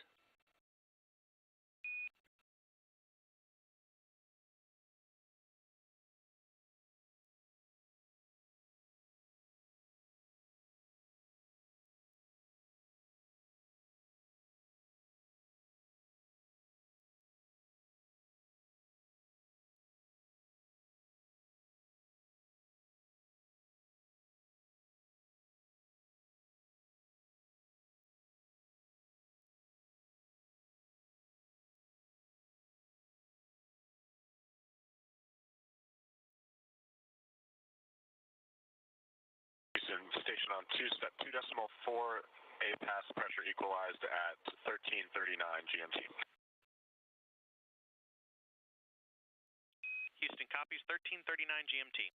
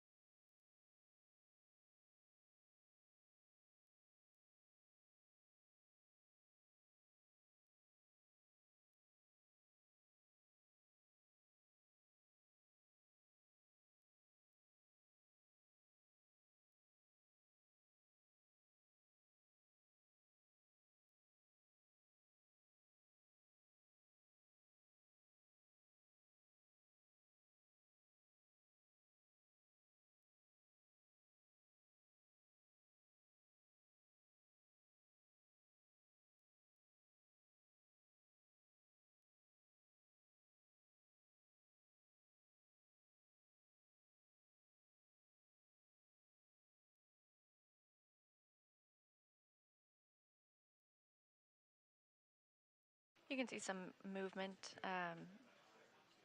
and we have our view back of Dragon.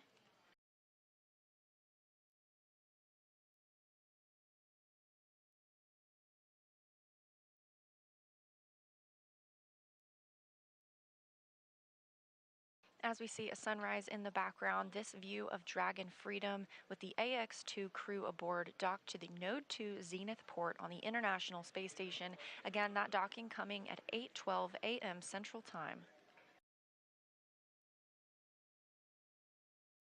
The crew inside are now out of their suits. They are preparing for ingress to the International Space Station. Again, this is a process, though, so we are pressurizing the vestibule, the space between the two spacecraft.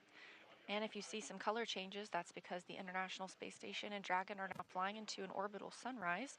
They are 268 statute miles over the South Pacific Ocean. Now that they're docked, these two will travel 17,500 miles per hour together, seeing 16 sunrises and sunsets a day. So the AX-2 crew is certainly in for a treat for their planned 8-day stay.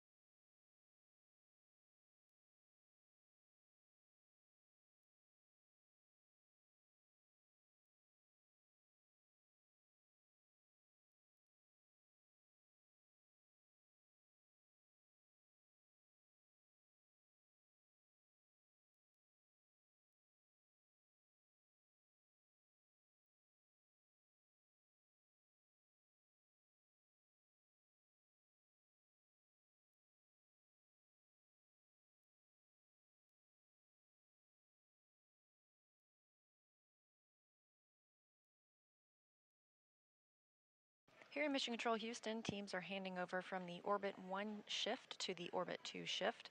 We have had Marcos Flores as our flight director this morning. He will be handing over to Vincent Laporte.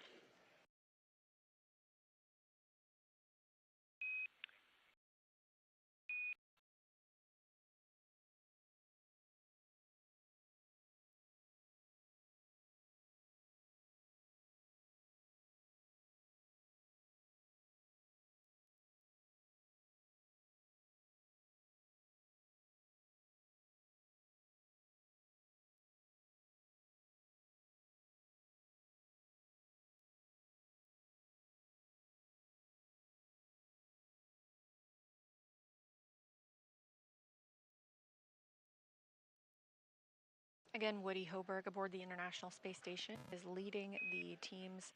Freedom, Houston, stand by for hardline audio config.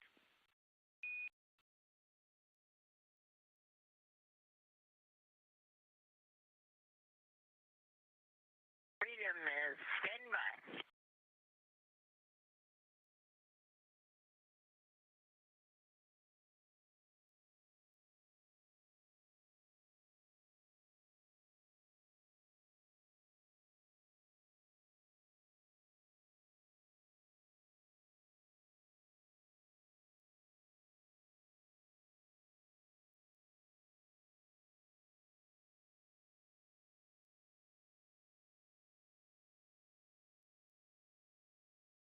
NASA astronaut Woody Hoberg working to pressurize the vestibule, the space between the hatches. Again, this takes about 2 hours before the crew members float aboard the International Space Station. All 4 Axiom 2 crew members still in Dragon Freedom, as you see there, docked to the Node 2 Zenith port. Once they float aboard, they will conduct a welcome ceremony with all crew members before heading into a safety briefing. These private astronauts trained for many contingency scenarios down here on the ground, but the teams aboard the International Space Station will help show them different locations and procedures now that they are on orbit.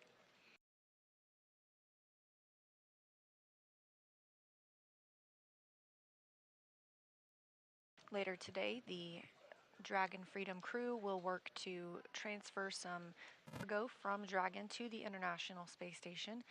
That includes some of the scientific research they'll be doing this week, as well as hardware or food needed.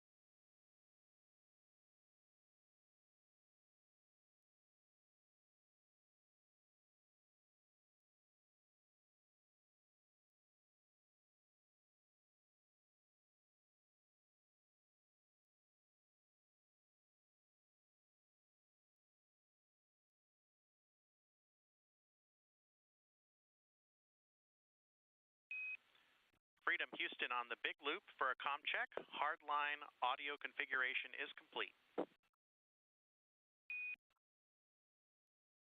Freedom has you loud and clear on the Big Loop hardline.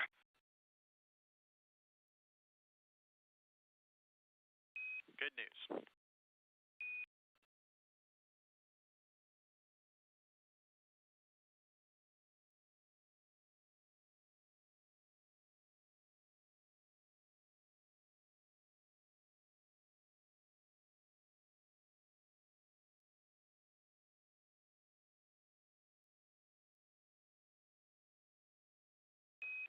And Dragon SpaceX on the Big Loop, permission to come on board with cameras.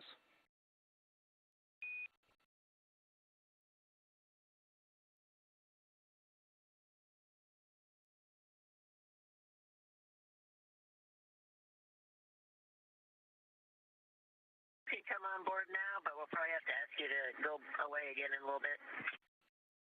Welcome aboard. Copy that. We'll keep them exterior until you're ready.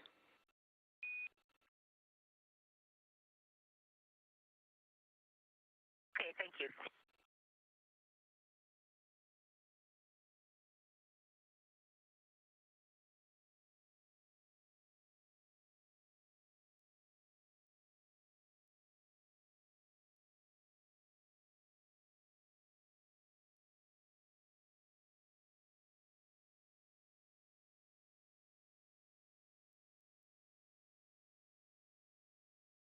Recently, you heard a call from Mission Control in Hawthorne at SpaceX headquarters, checking with the crew to see if they could turn cameras on the spacecraft. They'll hold off for a little bit longer on that, but we still have all 4 crew members aboard. It has now been 41 minutes since they docked to the Node 2 Zenith port, making their official arrival at the International Space Station. On the space station side, NASA astronaut Woody Hoberg is preparing the APAS hatch for opening.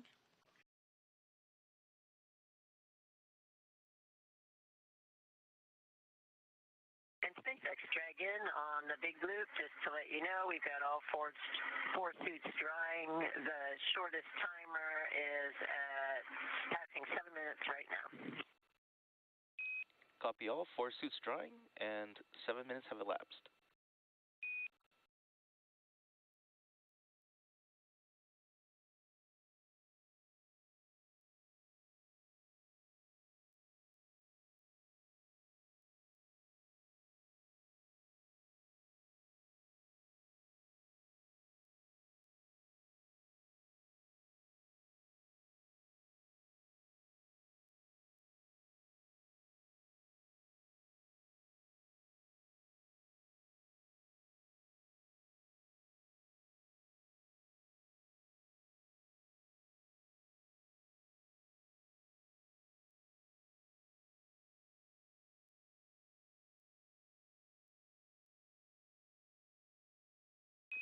And Dragon with suits drying, I can give you a go for sections 1 through 3 of 4.400.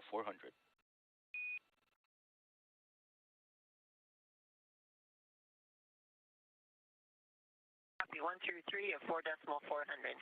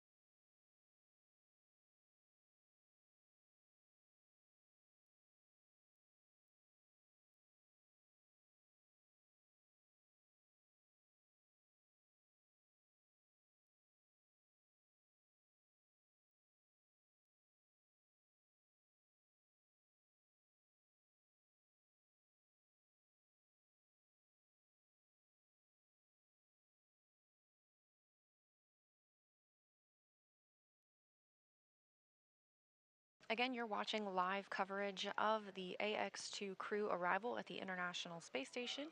The crew docked Dragon Freedom to the Node 2 zenith-facing port this morning at 8:12 a.m. Central Time. Dragon, And that this is Ray for food inventory and water inventory. Copy that, Ray. Ready to copy for inventory.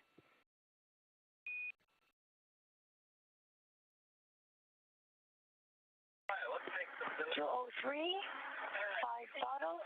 207, 4 bottles.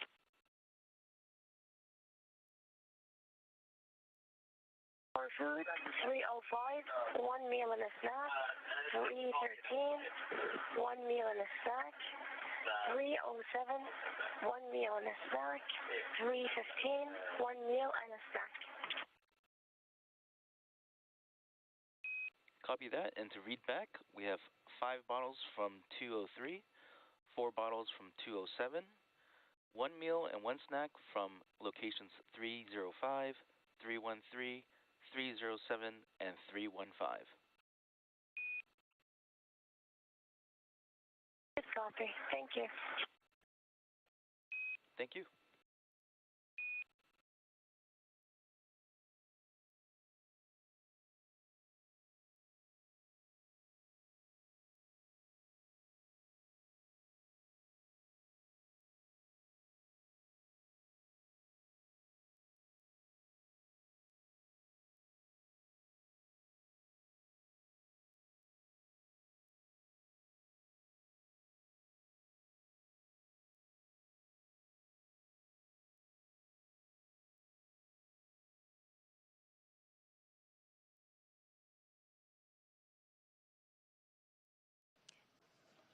As you just heard, Saudi Space Commission astronaut Rayana Barnawi reporting out the inventory aboard Crew Dragon.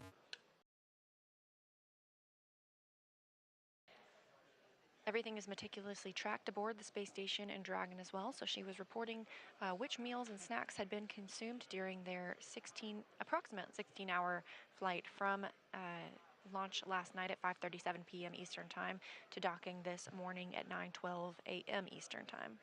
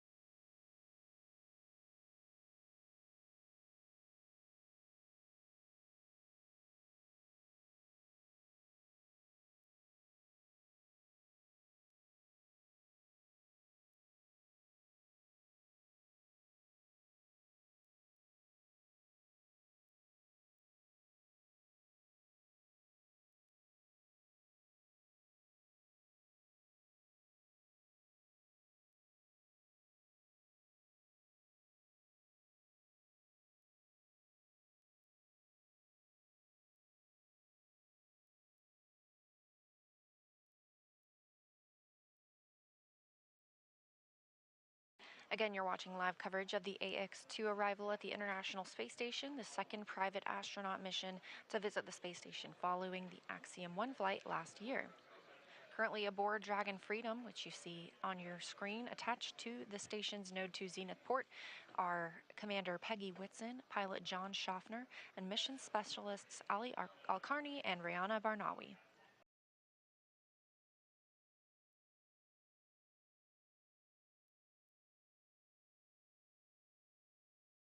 On the space station side, NASA astronaut Woody Hoberg is working to pressurize and Dragon SpaceX on the big loop for procedure 4.400.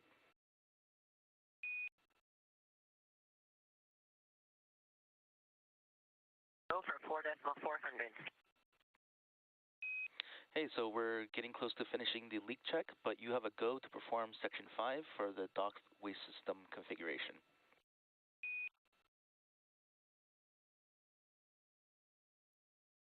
Okay, go for Section 5. We'll try and get all the other activities out of the way first and get that in work. Copy all.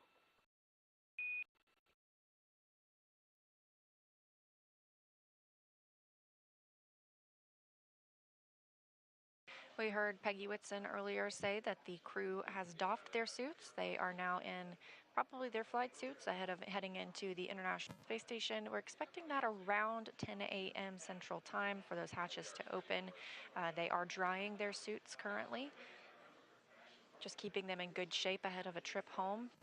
They're planning on about an 8-day stay aboard the International Space Station. However, several things can affect that departure date, mainly the weather at the landing location. SpaceX has a number of select landing locations off the coast of Florida.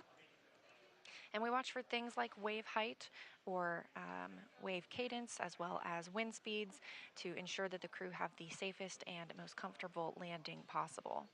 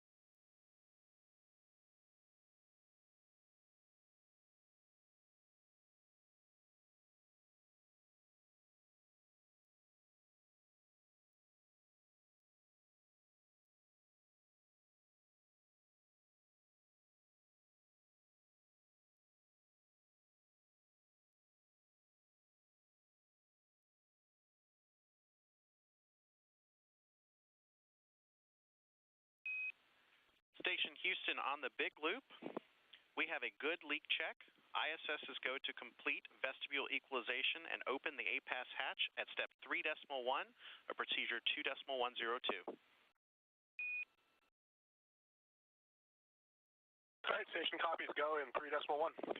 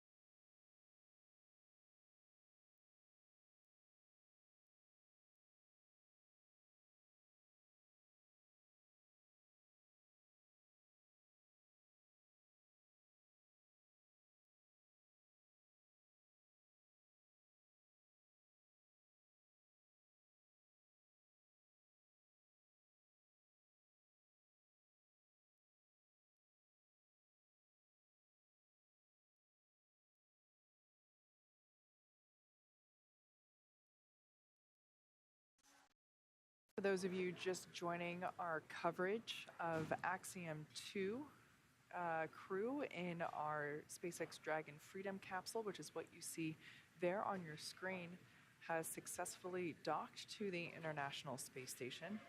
In fact, we had a new record time for SpaceX operations. We actually beat the Crew 4 record from liftoff to soft capture. Our record time now is about 15 hours and 35 minutes from liftoff to soft capture. So basically the most efficient and fastest transit to the International Space Station from Pad 39A. That's a beautiful view there of that Dragon Freedom capsule. This is docked at the Node 2 Zenith port. The Crew 6 capsule, until about a couple weeks ago, was docked to this same port, and we did a port relocation maneuver with the Crew 6 crew to move it down to the Node 2 forward port. By doing so, we were able to clear this Zenith port for the AX-2 mission, as well as the upcoming CRS-28 cargo resupply mission.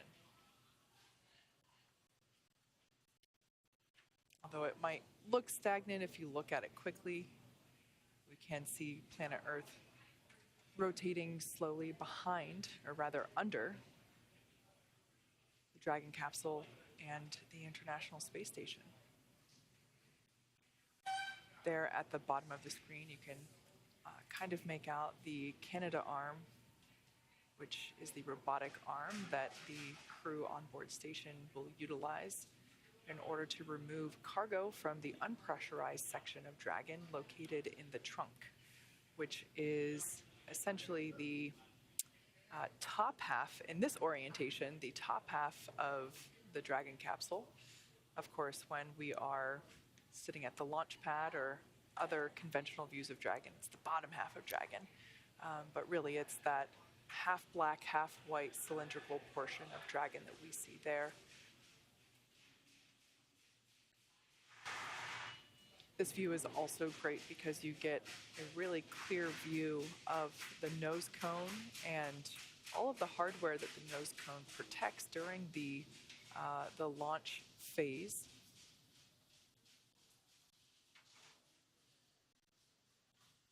Of course, we got some ambient noise here at SpaceX headquarters as our first shift operations are well underway.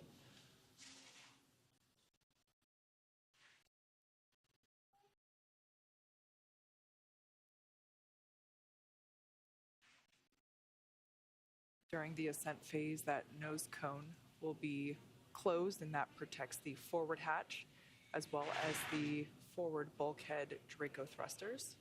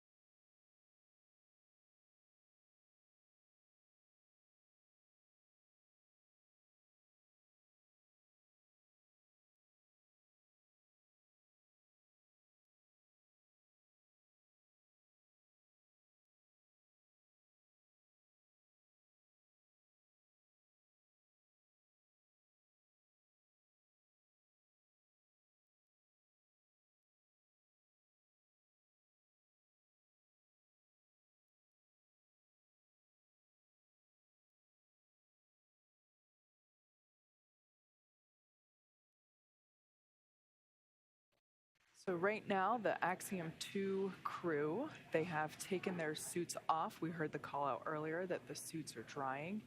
And as you can see, the Dragon capsule is docked, and they have completed pressurization of the APAS hatch. So we are making great progress. But talking about the crew, let's get to learn a little bit more about them in case you may have missed our introductions earlier in the broadcast, as we've been going for a little bit while. So let's learn more about the AX2 crew. Yeah, it's always good to get a little refresher on our AX2 crew here. The AX2 mission is commanded by retired NASA astronaut Peggy Whitson. Born and raised in Beaconsfield, Iowa, she was inspired along with the world when she watched the Apollo 11 crew walk on the moon. She has since become the most experienced American astronaut and one of the most decorated. Whitson flew 3 long-duration missions to the ISS and has more cumulative time in space, 665 days, than any U.S. astronaut and more than any woman in the world. She has conducted 10 spacewalks with over 60 hours of time and has performed hundreds of research experiments on board the ISS. Not only is she the commander for this mission, but Peggy also serves as the director of human spaceflight for Axiom Space. The pilot for AX2 is private astronaut John Schaffner. Born in Alaska and raised in Kentucky, Schaffner is a STEAM education advocate, business pioneer, and lifelong space enthusiast. A pilot since the age of 17, John has over 8,500 flight hours holding commercial, instrument, single-engine, and multi-engine ratings in land and sea aircraft, as well as helicopter. He also holds ratings in former military jets and high-performance radial engine aircraft. As an athlete, John has years of competitive experience in water skiing, cycling, whitewater kayaking, hang gliding, skydiving, and base jumping. John trained as the AX-1 backup pilot, and during this mission on AX-2, plans to invest a lot of his time in STEAM education activities aimed at empowering educators and inspiring teachers. And representing the Saudi Space Commission and serving as a mission specialist, Ali Al-Qarni was born in March 1992 in Sabt al-Alaya, Saudi Arabia. Ali is fluent in English as well as his native Arabic, and as an Air Force captain, has 12 years of experience flying on multiple aircraft, primarily on the F-15SA in service to the Royal Saudi Air Force. Ali graduated with a Bachelor of Aerospace Science degree in 2013 from King Faisal Air Academy in Riyadh, Saudi Arabia. Also representing the Saudi Space Commission and serving as a mission specialist, Rayana Barnawi, or as we hear her identify herself as Ray on comms, was born in September 1988 in Jeddah, Saudi Arabia. Rayana has a master's degree in biomedical sciences from Al Faisal University in Riyadh, Saudi Arabia, and a bachelor's degree in biomedical sciences from Otago University in Dunedin, New Zealand. She is fluent in English and Turkish, as well as native Arabic. She has been a research lab technician since 2013 in the Stem Cell and Tissue Re-Engineering Program at King Faisal Specialist Hospital and Research Center, and located in Riyadh, Saudi Arabia. And there they are, the AX2 crew. We are so excited for them to now be docked to the ISS, and so proud that they've made it this far after all their training. This is a really wonderful moment to be celebrating their journey to space. Yeah, obviously Peggy, a NASA legend, has spent years training to go to space. Our 3 formerly space newbies, now that they are up there and now docked to the International Space Station, can't really call them rookies anymore. But yeah, all 4 of them have been training extensively for this mission, and it's so great to see that they get to use it now. Yeah, yes, absolutely. And on those cards, you may have seen their patch on their flight suits. And since the beginning of the space race in the 1960s, a custom patch has been used to represent and identify individual missions and their crews. It's also a long-held custom that these crews influence or even outright design their own patches, injecting them with symbolism and personal elements to commemorate their journey. This crew has continued this long-standing tradition with their official AX2 mission patch, so let's take a look. The AX2 mission patch highlights the beauty of space, hope for the future. Station on 2, the pass hatch is open with negative condensation. Oh. That is great news. Houston copies. Sounds like a hatch open update.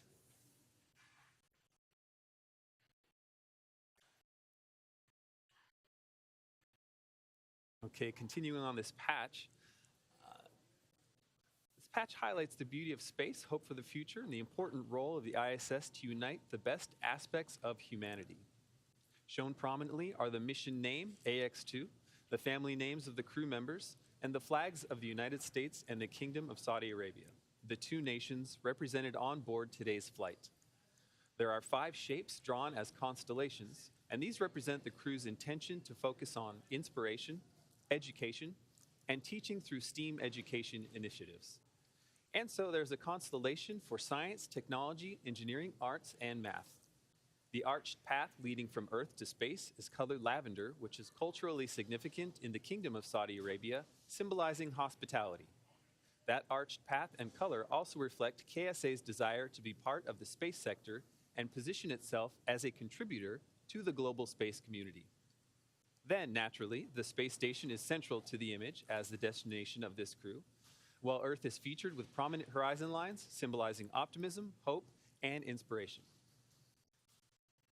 Just as you see this mission patch worn by the crew on their flight suits, this patch is currently adorning the walls of Axiom Space's mission control in Houston and is placed in a position of honor everywhere this crew is being supported for the duration of their mission. As someone that is an engineer, but I have a background in music and theater and art, I have a personal appreciation for just how evident and apparent the emphasis on STEAM, science, technology, engineering, arts, mathematics. It's been a long morning. I think I got those letters in the right order. But yeah, it's so great to see all of that represented so strongly on the AX2 mission patch. I love it. It's one of my favorite mission patches that we've had. Now let's turn it back over to NASA's Leah Cheshire, who is standing by at Mission Control Center at the Johnson Space Center in Houston, Texas, for an update on space station operations. Leah?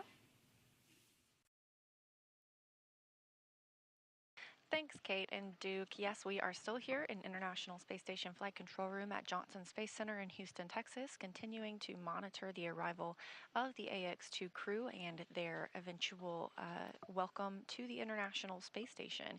Again, we docked at 8:12 a.m. Central Time this morning, so a little over an hour ago, to the Node 2 Zenith, or space-facing port, which is where you see the crew now. They are flying over the country of Chad, 256 miles above Earth. And those calls you heard about the hatch, those are the A-Pass hatch and the vestibule hatch.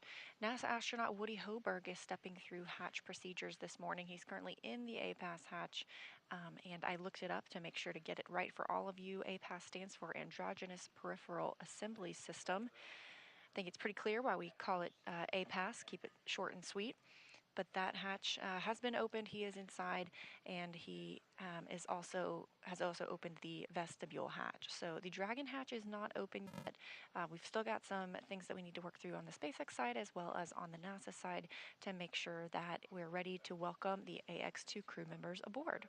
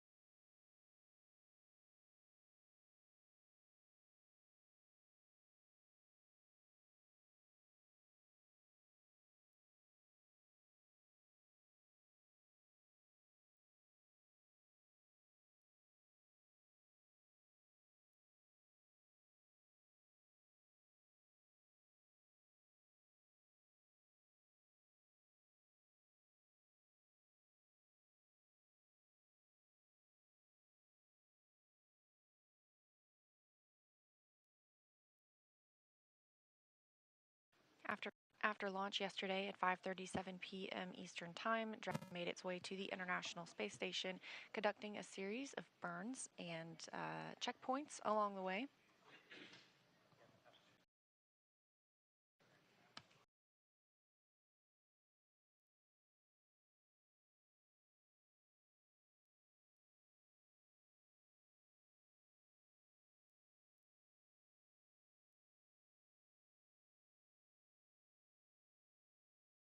This view inside the International Space Station, you're getting a look at NASA astronaut Woody Hoberg. This is his first flight to the space station. He arrived as a member of Crew 6 earlier this year. He is preparing the space station for entry of the AX-2 crew. As you can see, he's working on some venting. That tube will go from the space station into Dragon and kind of help equalize the and balance out the air and the mix of the air that's in the space station to what's currently in Dragon. Again, the Dragon hatch is not open yet.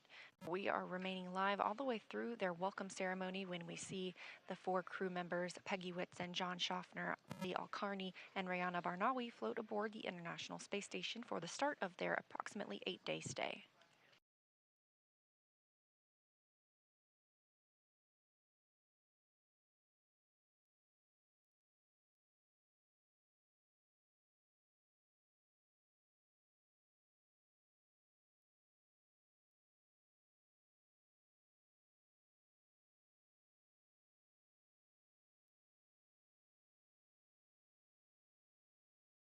While aboard the space station, the AX-2 crew members are going to conduct a plethora of scientific research, as well as conduct STEAM outreach with students and other educational organizations here on Earth.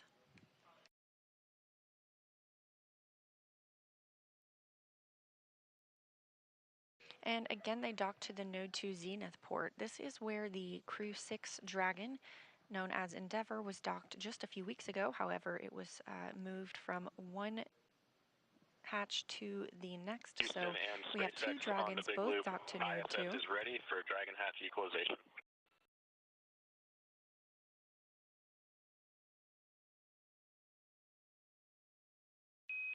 Houston copies on the big loop.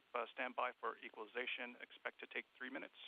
Additionally, ground is a little bit behind on configurations, so expect a slight delay for hatch opening. Station copies. Dragon copies.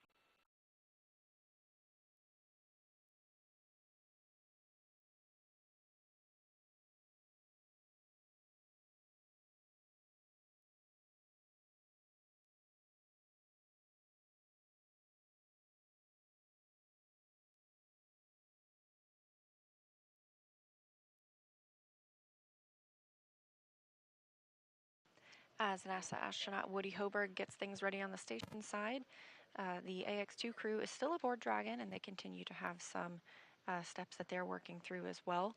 We heard Peggy Whitson discuss the suit drying that's going on, as well as Rayana Barnawi reported down some of the consumables that had been used during the flight, including meals that were eaten. Everything is meticulously tracked aboard Dragon as well as aboard the International Space Station to make sure that it can be accessed when needed. But we are moving along pretty smoothly this morning toward hatch opening.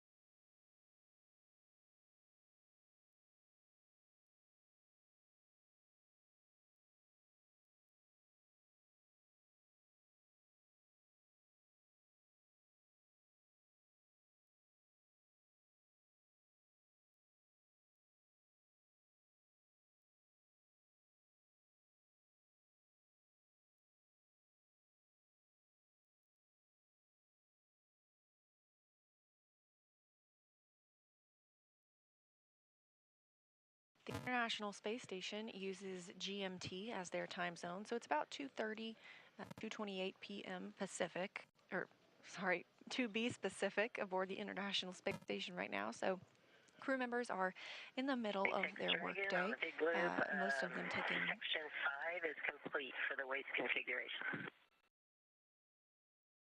And copy that, Peggy. Section 5 complete. Any deltas to inventory?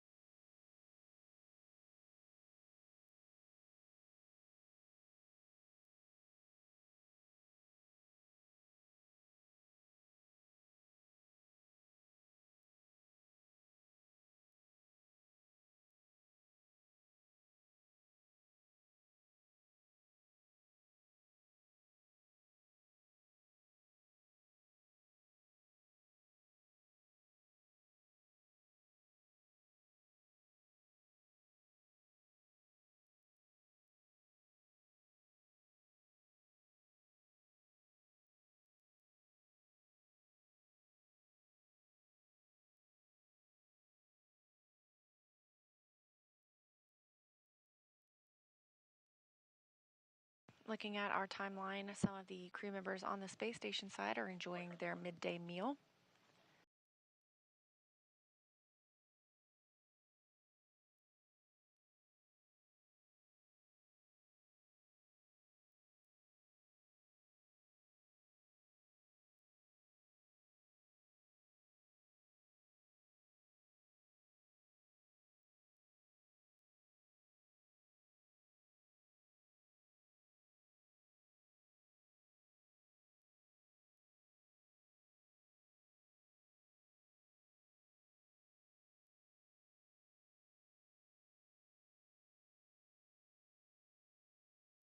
Of course, after floating aboard, we'll see the AX-2 crew move into their welcome ceremony, where they get to spend a little time with the other 7 crew members on the International Space Station and discuss their initial reactions to being on orbit and visiting the orbiting laboratory.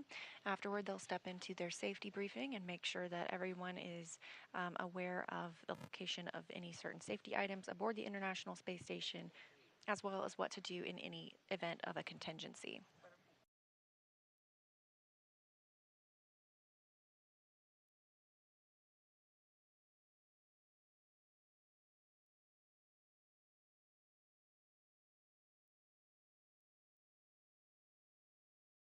After the safety briefing, the the Dragon Freedom astronauts, the AX-2 crew, will begin moving some of the cargo from Dragon into the International Space Station side.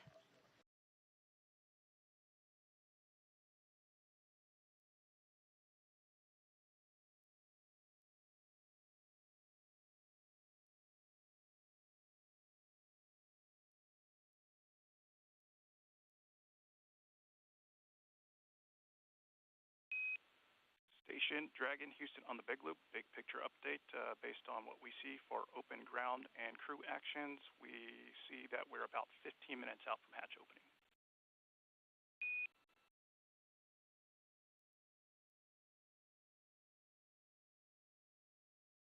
Dragon copies 15 minutes out. And station copies 15 minutes.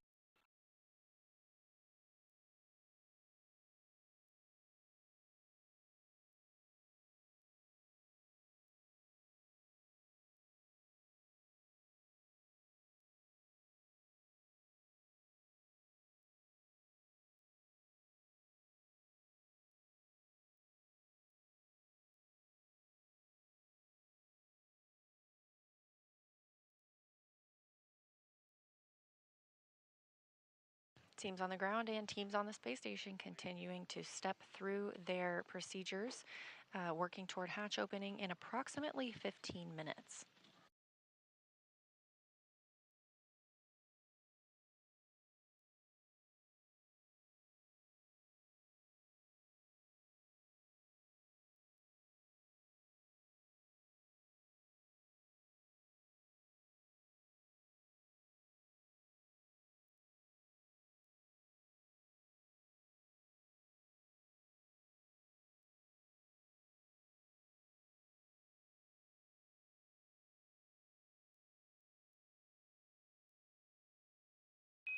And Dragon SpaceX on 2 for status.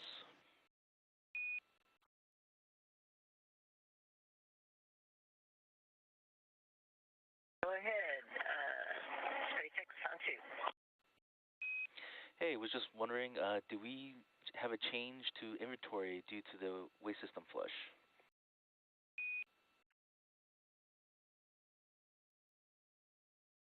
And you have a change to what?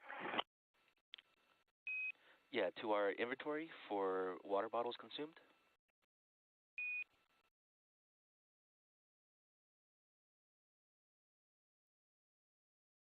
No, we actually planned for the change in inventory, but since then, I pulled out one more bottle out of the same bag and 9 that still had bottles left. Actually, make it 2 more. John wants to grab one too.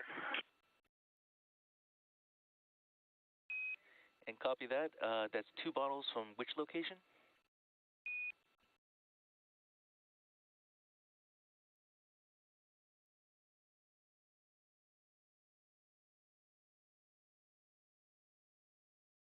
Section 9, bag 204. Copy that. 2 bottles from 204.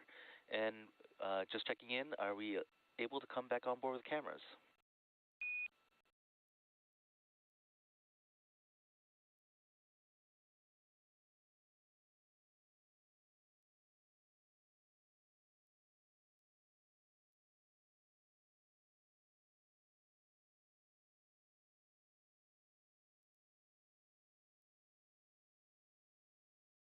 Just another minute, please. Copy that.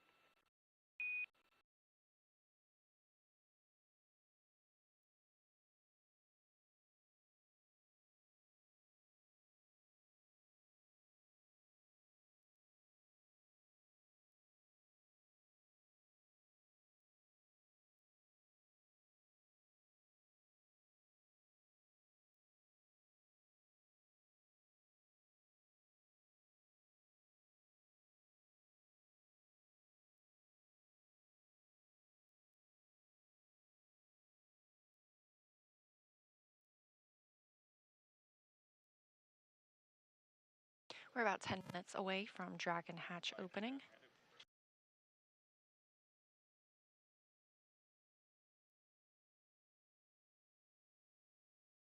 International Space Station and Dragon are 261 statute miles over Kazakhstan, about to enter into an orbital nighttime. Again, we see 16 sunrises and sunsets a day, so anticipating another one of those in just a few minutes. You'll see some of the lighting change if we have views outside of the spacecraft. But again, we are tracking about 9:45 a.m. Central Time for Dragon Hatch opening. We'll see the AX-2 crew members float into the capsule and then begin the welcome ceremony.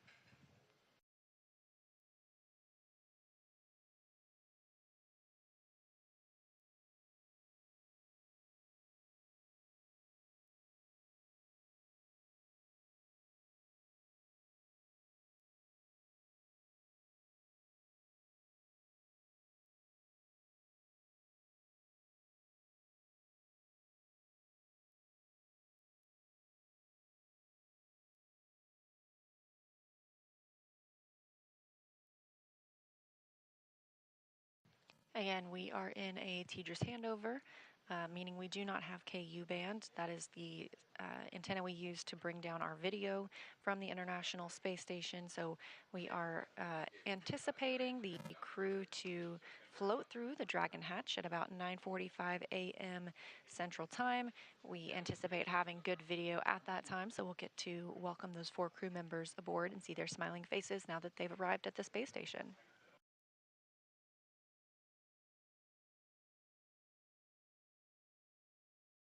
Dragon on 2, you can come on board. Copy that, Peggy. Bringing cameras back on board.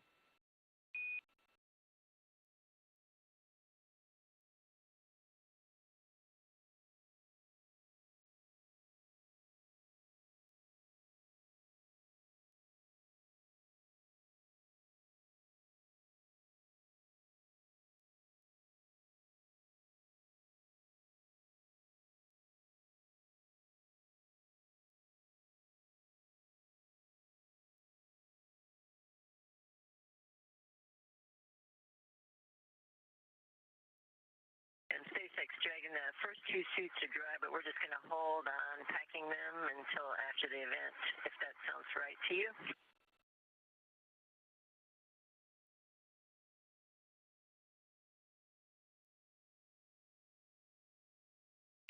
Yeah, copy that, Peggy. We'd recommend opening the hatch first and then possibly completing the task for stowing the suits before ingressing into ISS.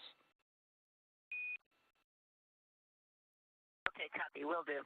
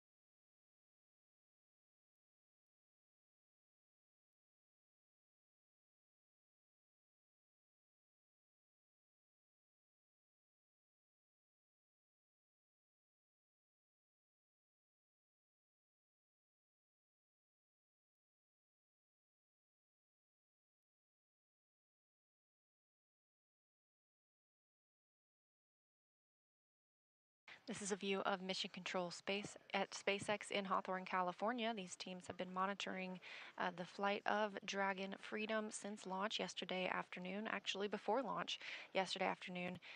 That launch coming at 5:37 p.m. Eastern Time from Florida. A flawless launch, and then about a 16-hour rendezvous to the International Space Station. We got into integrated operations earlier this morning once we crossed through the approach ellipsoid, a 4 by 2 by 2 kilometer invisible boundary around the space station that helps us govern visiting spacecraft and their arrival and departure.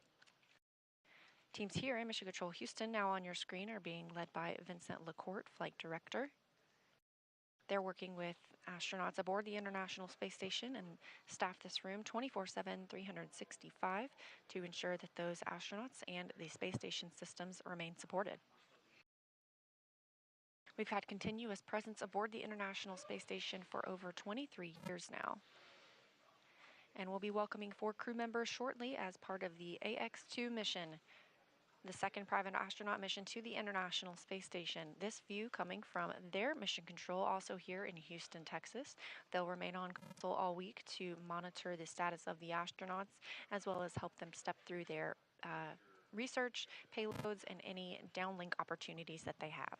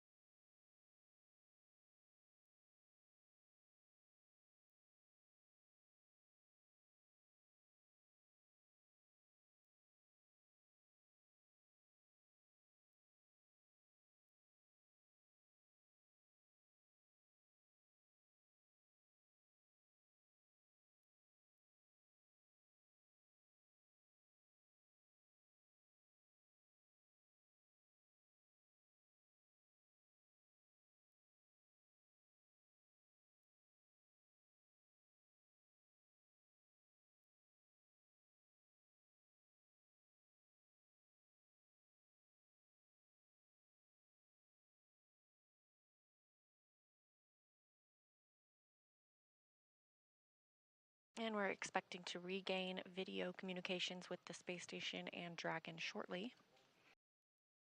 Just a few moments from now, we'll see the AX-2 crew float through the hatch and bring our total of crew members living on the space station to 11.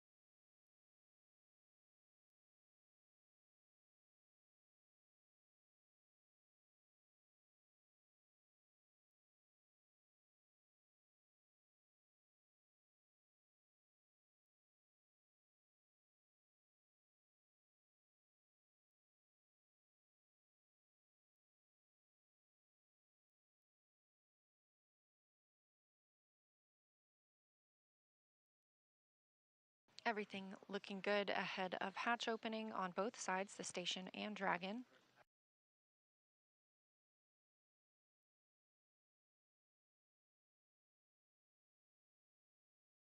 We're just standing by to regain video communications before we go for that hatch open so we can ensure we'll see the smiling faces of our 4 new crew members joining the Expedition 69 crew on the International Space Station. Again, we expect them to stay for about a week before returning on Dragon Freedom back to Earth.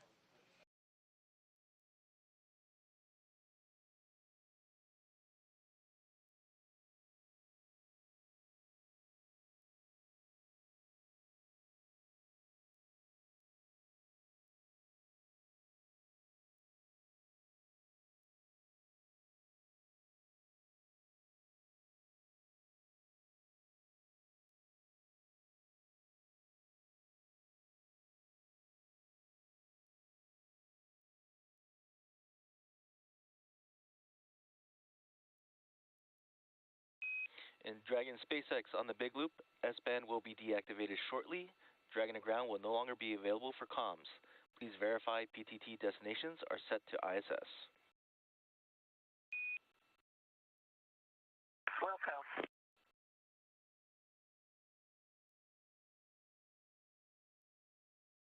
Teams in Hawthorne speaking with the crew still aboard Dragon Freedom, letting them know that shortly they will not have the ability to communicate from or through the Dragon to ground loop itself. However, they will start using the loops aboard the International Space Station to talk with teams here in Mission Control Houston as well as in Hawthorne. Again, we are getting close to hatch opening. Docking this morning occurring at 8:12 a.m. Central Time, so about an hour and a half ago. It was a very smooth ride to orbit yesterday, launching at 5:37 p.m. Eastern Time, and then again about a 16-hour transit, the fastest on record for a Dragon crew to the International Space Station.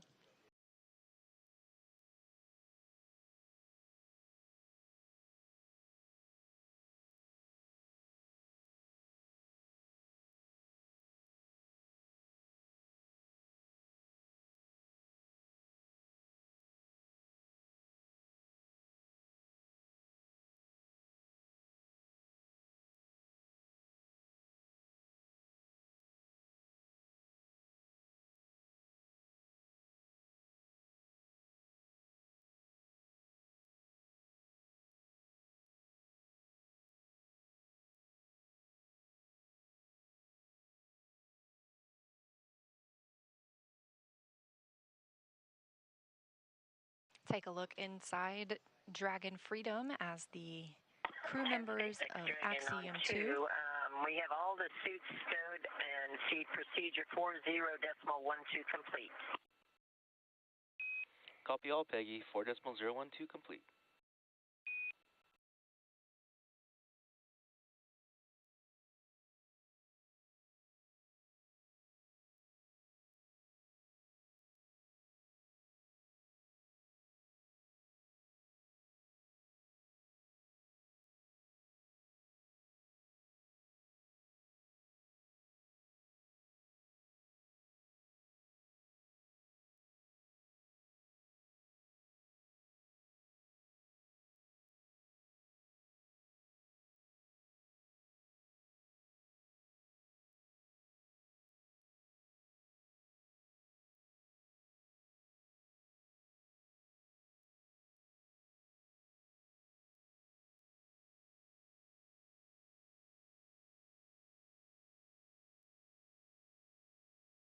Again, this view of the crew inside Dragon Freedom, our 4 astronauts who have arrived as part of Axiom Mission 2, the second private mission to the International Space Station. Up in the center of the screen, still sort of in her seat, that's former NASA astronaut Peggy Whitson, the commander of this crew. Over near the window, you can see Ali Al-Karni, representing the Saudi Space Commission. Down below him, holding onto one of the footrests, is John Schaffner, the pilot. And just off camera, you can see her hand right now. That's Rayana Barnawi, also representing the Saudi Space Commission. We are standing by for hatch opening of Dragon Freedom.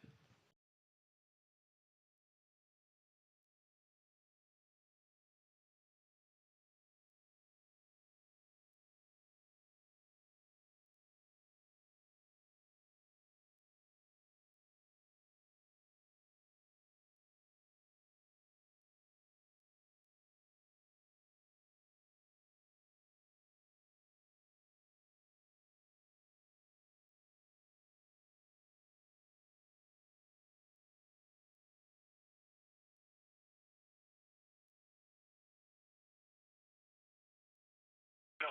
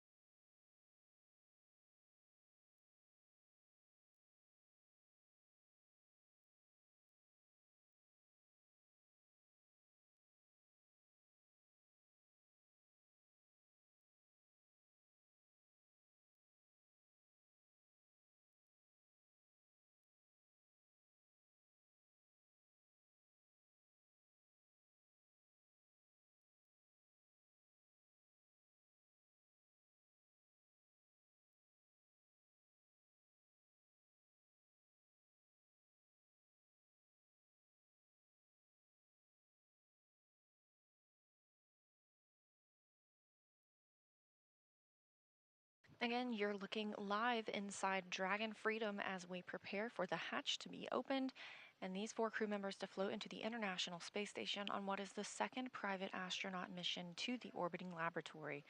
They will remain at the space station for about 8 days before undocking and returning to Earth. While they're on board, we will have a total of 11 people living and working aboard the space station.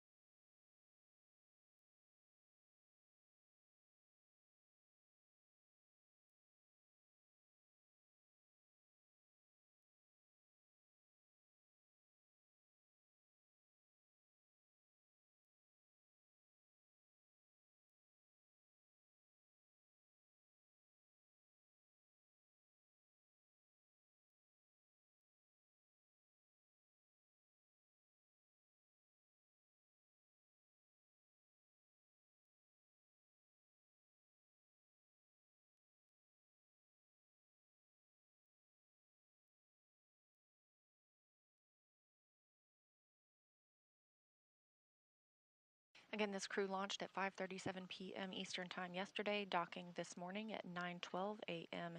Eastern Time.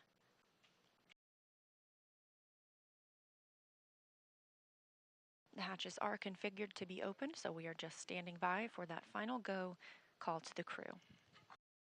We'll remain on air through their welcome ceremony, where you get to hear some words from the crew themselves on their flight, as well as what they plan for this time on board.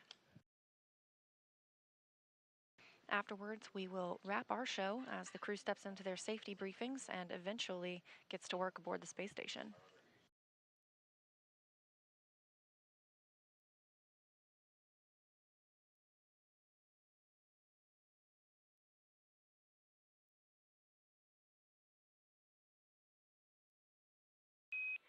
Dragon SpaceX on 2 for hatch open. Go for Dragon. Hey Peggy, so just big picture. Following hatch open, we'd like you to complete Part C of 2.102 prior to station ingress. We're still ahead of the timeline, so we've got some time to complete these tasks in the nominal sequence. With that, you are go for hatch opening per decal, followed by the remaining actions in procedure 4.400, section 6. Copy. Hatch open per decal and section C. That's affirmative, Peggy, and section 6 of 4.400 as well.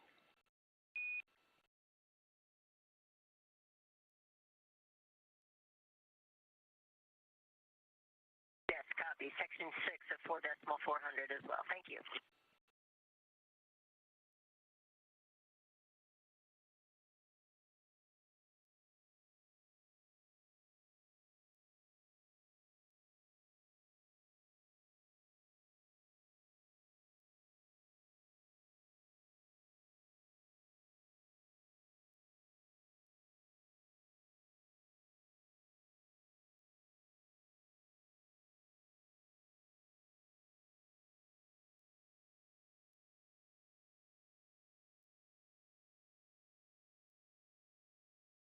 And we've got a view here in Dragon Freedom as Ali Al-Karni works to open the Dragon side of the hatch.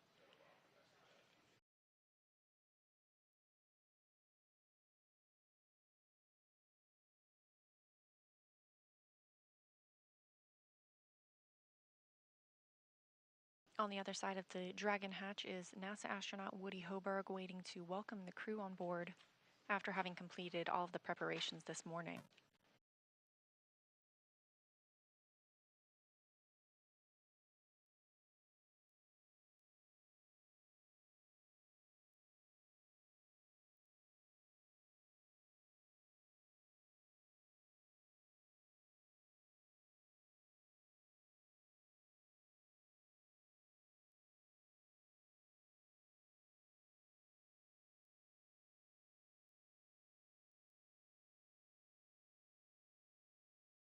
Houston and SpaceX, Dragon hatch is open.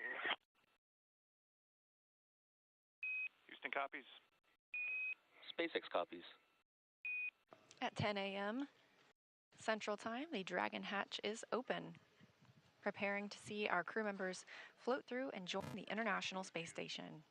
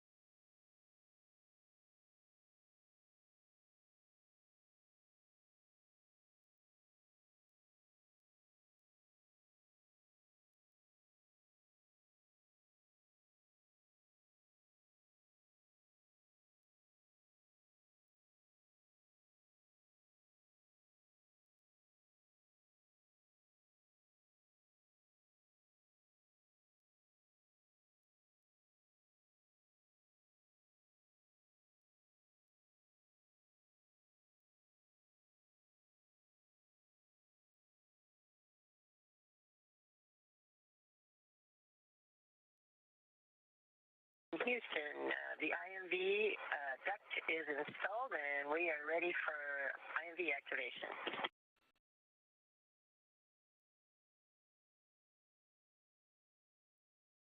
Houston copies.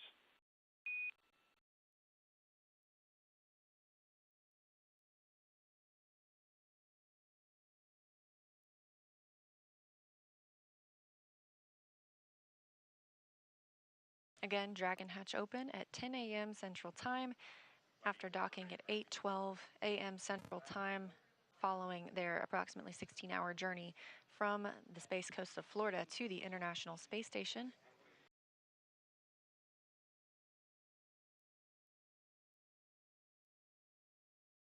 And Houston Station in the Dragon, we're at step 6.3, ready for the procedures for the Lyle. Copy that, Peggy. Houston is checking.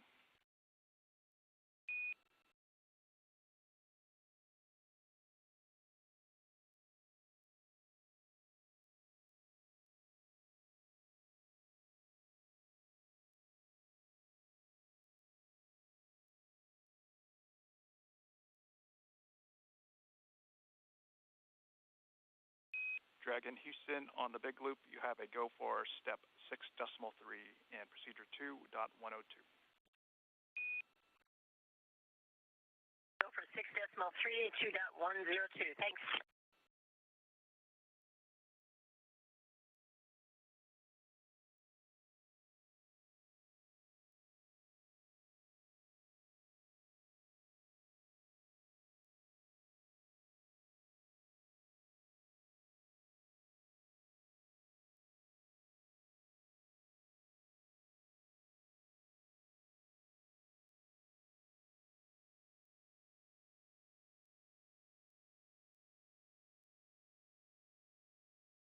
Again, we are preparing for the AX-2 crew to float through the Dragon hatch and join the space station crew.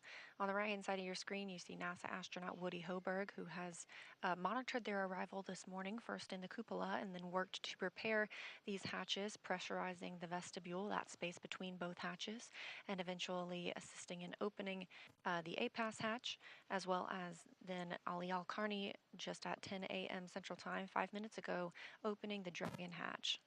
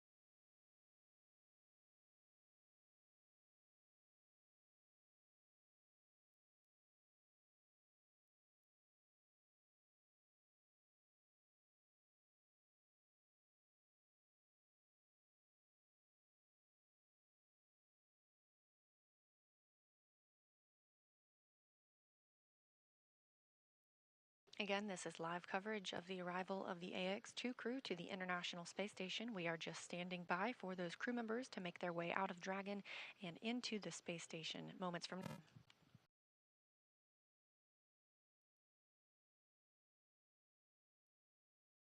UAE astronaut Sultan Al-Nayati just floating out of screen on the right-hand side there. He has been working alongside Woody Hoberg this morning to prepare the hatches for the crew to float through, as well as monitoring their arrival. Both Hoberg and Al-Nayati arrived as part of the Crew 6 crew and are now both members of Expedition 69, living and working aboard the International Space Station.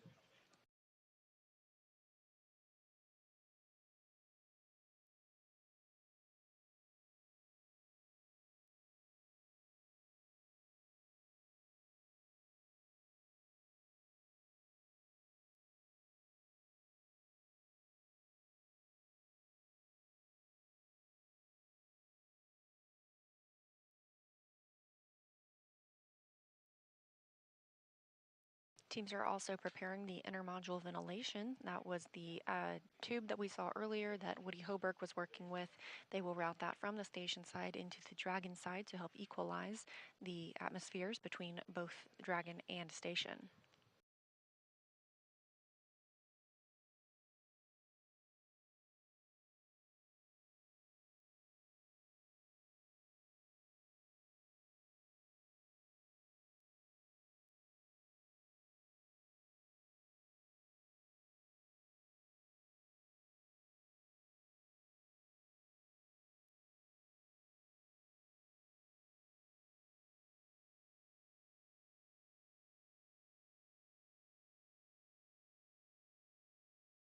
Currently, the International Space Station is flying 264 statute miles southwest of Fiji.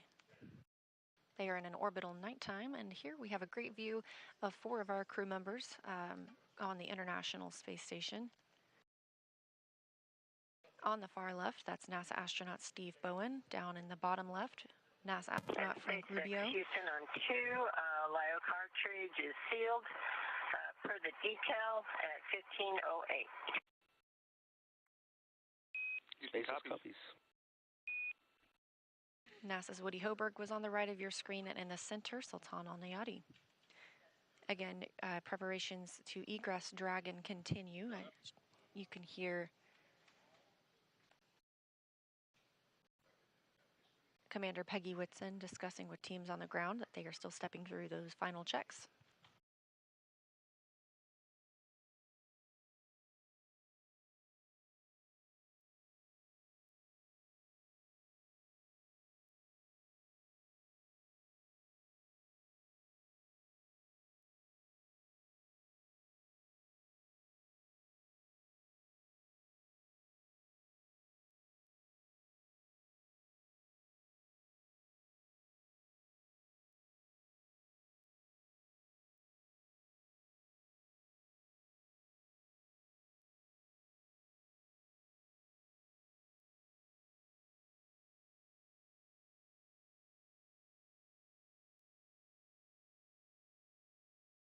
SpaceX Dragon for procedure. Do you want us to continue on step 7?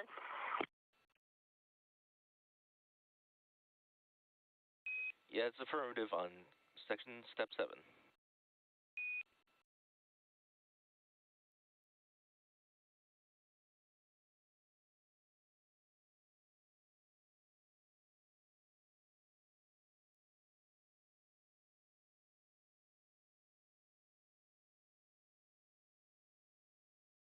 Again, hatches between both Dragon and the International Space Station are open. Teams in Dragon, or the astronauts in Dragon, just continuing their final checkouts before moving into the space station side, where they will conduct their welcome ceremony. Dragon on 2, all the valves are closed, including the PPRV ISO. SpaceX copies. Thanks.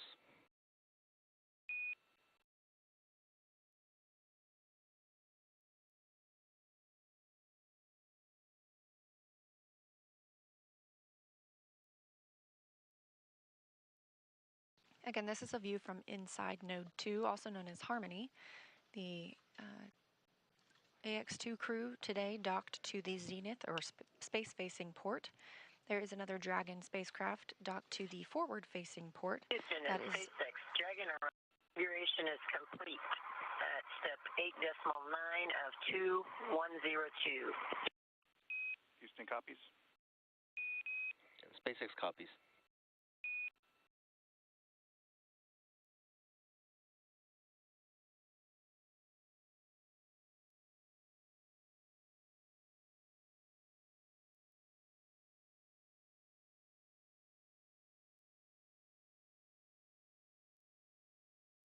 This crew, part of the 7 that are on the International Space Station, patiently waiting. There are 4 new crew members to arrive for the next 8 days.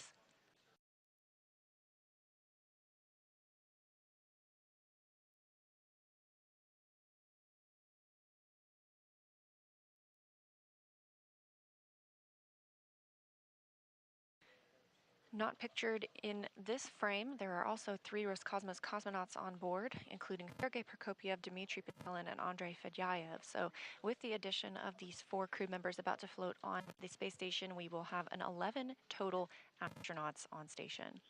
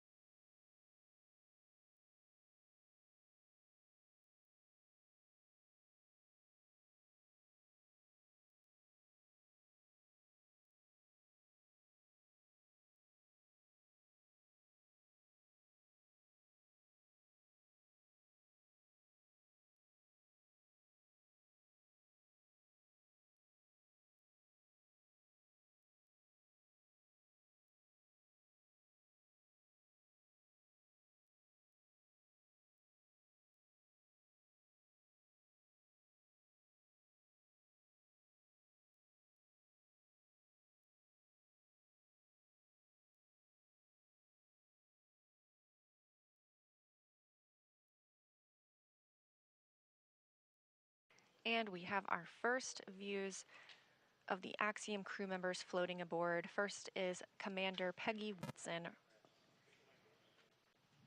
rejoining the International Space Station. Next up is pilot John Schaffner making his first visit.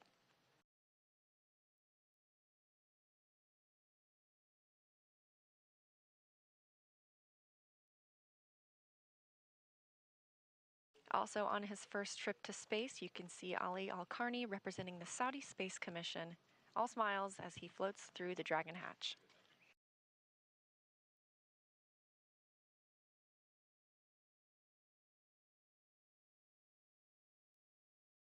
And rounding out the Axiom 2 crew, that's Rihanna Barnawi, also of the Saudi Space Commission.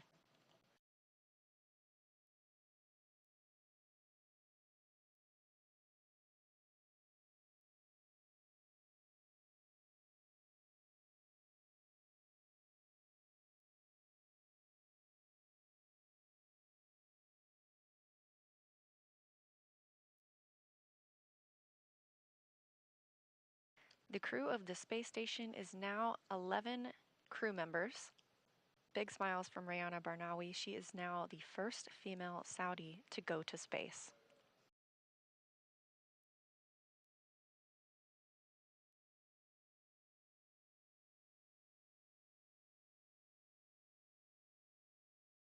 With Commander Peggy Whitson at the helm, these astronauts are in good hands. Peggy has 665 days already lived in space. She's just adding to that total on this mission.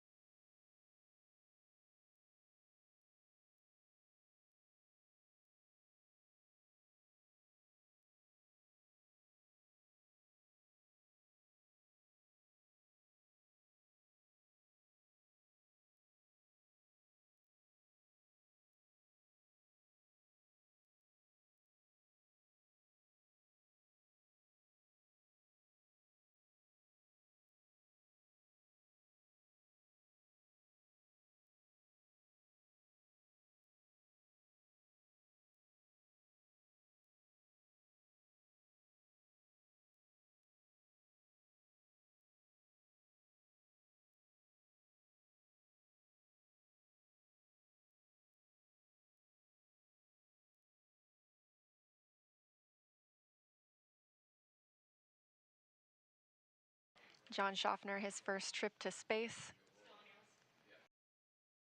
Getting some help out from Woody Hoberg, NASA astronaut, who is also on his first trip to space. He's been on the space station now for 81 days. Again, the total number of astronauts and cosmonauts on board the International Space Station now at 11.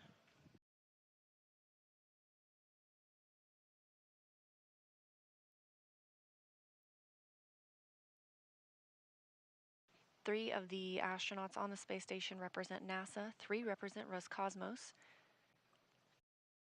2 represent the Kingdom of Saudi Arabia, 1 represents the United Arab Emirates.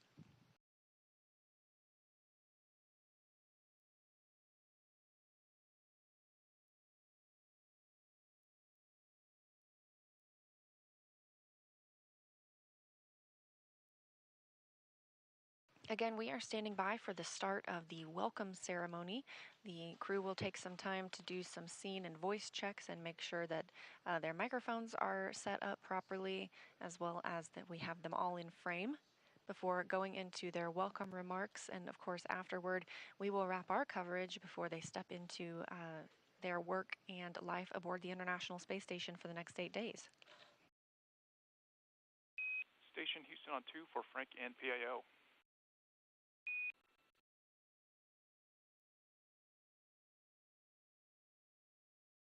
Well, with you on 2.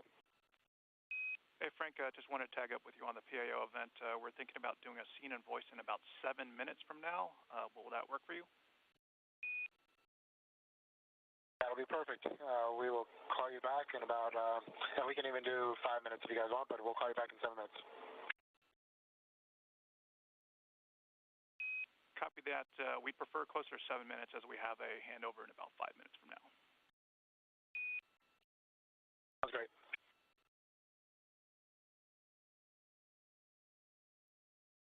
As you heard the Capcom relay to NASA astronaut Frank Rubio, we are expecting a handover.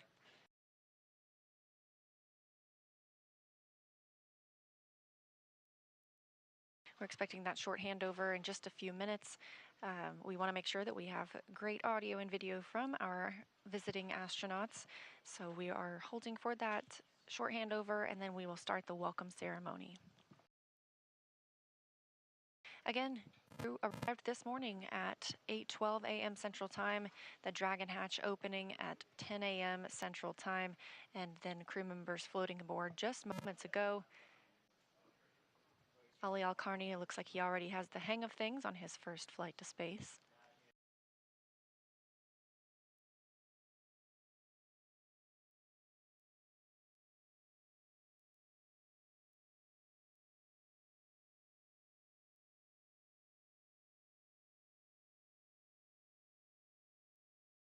The Axiom crew has trained for months in preparation for this mission.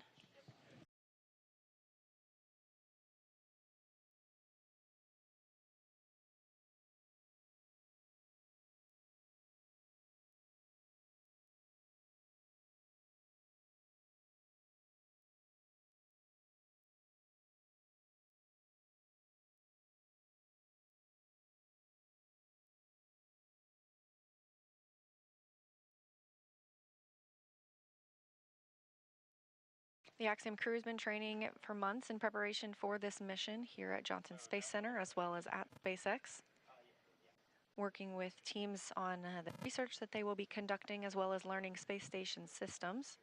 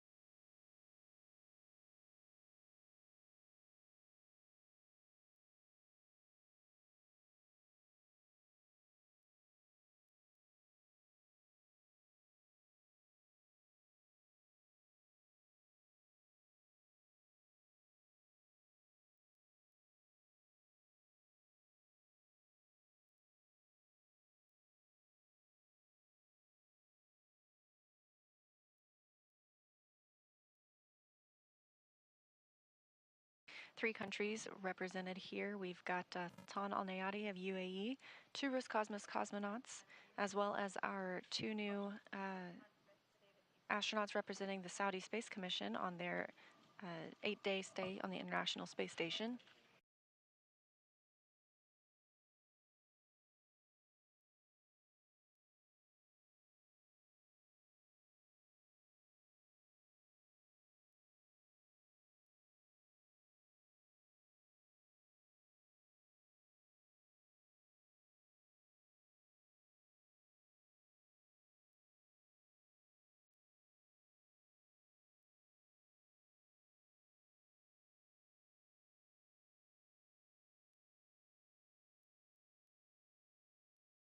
Just above Barnawi and Al-Karni's heads, you can see the two EMUs, extravehicular mobility units, used by USOS astronauts on spacewalks.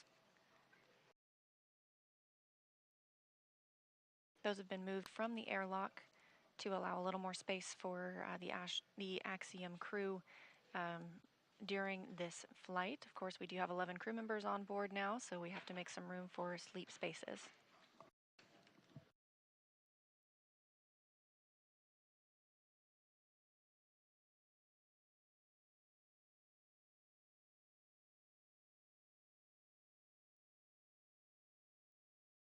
And again, we are standing by anticipating a satellite handover here momentarily. Once we've regained communications, we'll go through some voice checks with the astronauts. And there it is, as expected, that handover from our satellites. We'll do those scene and voice checks when we come back to make sure that we have a picture-perfect view of the crew members before they give us some welcome remarks.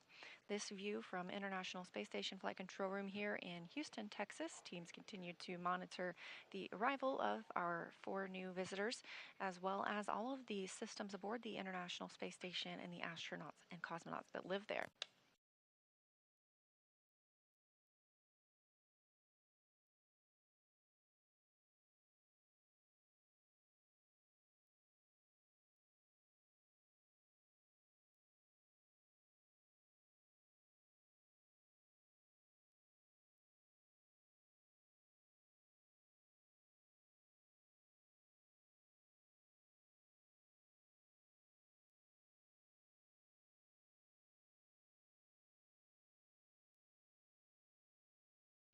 Just over 2 hours now since the AX-2 crew arrived to the Zenith or space-facing port on the Harmony module, also known as Node 2, that docking coming at 8:12 a.m. Central Time, hatch opening about 26 minutes ago, 10 a.m. Central Time.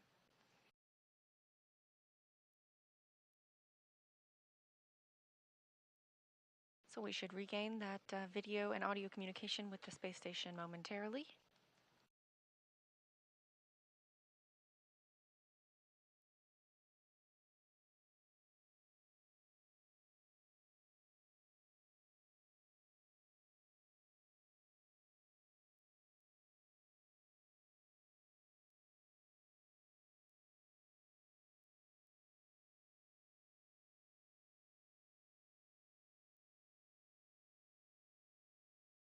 Houston Station on 2 for scene and voice check. Hey, Frank, we are ready for scene and voice whenever you guys are ready. And as a reminder, you'll be on the handheld mic for today's event. Okay, sounds good. And let us know if that scene works for you, and then I can do the countdown whenever you're ready. Frank, if you wouldn't mind, if you could gather everybody into their spots, we'll take a look at the scene once everyone's in place.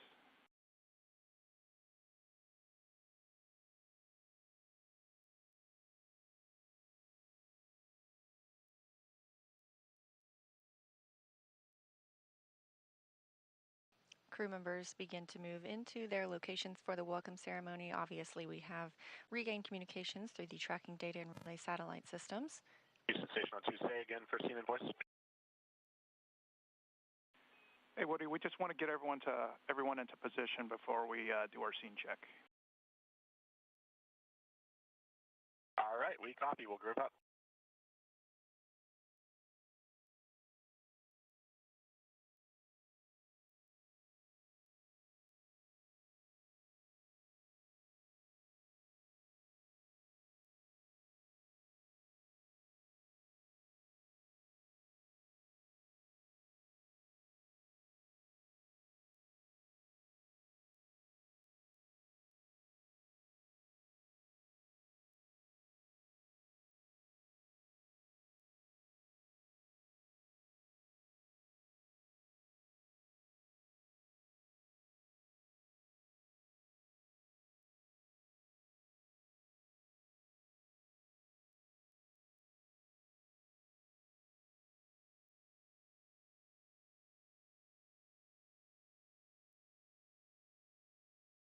Like I said earlier, looking at a pretty full house here aboard the International Space Station.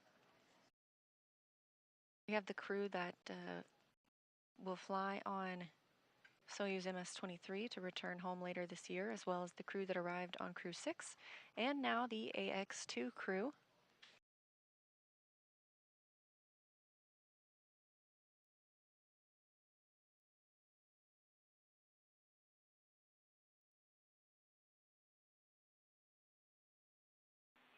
Frank, Houston on 2, good scene check. We didn't hear audio on the handheld mic. Can you check the switch position?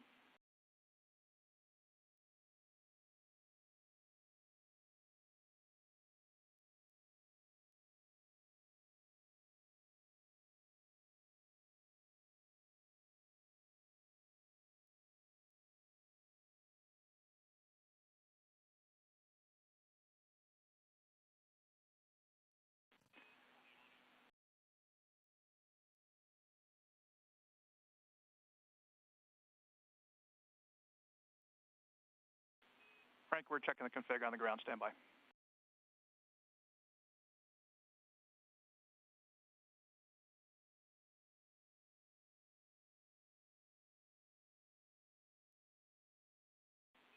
Frank, if you wouldn't mind, give us another long count. We needed to sync things up.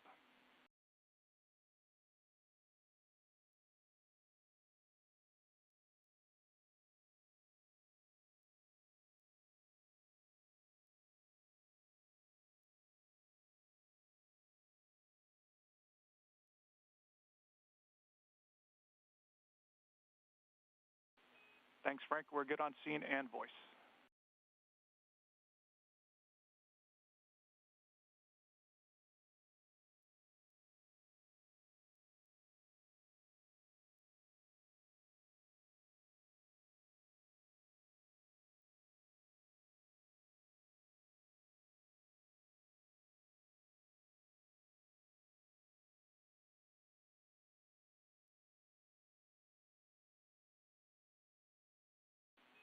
Station, this is Houston. Are you ready for the event?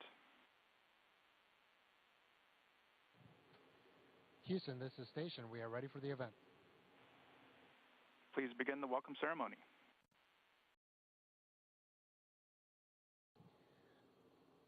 Houston and SpaceX, congratulations on a beautiful launch and a beautiful docking. It is great to have new friends up here. And so on behalf of Expedition 69, it's an honor to welcome our new crewmates.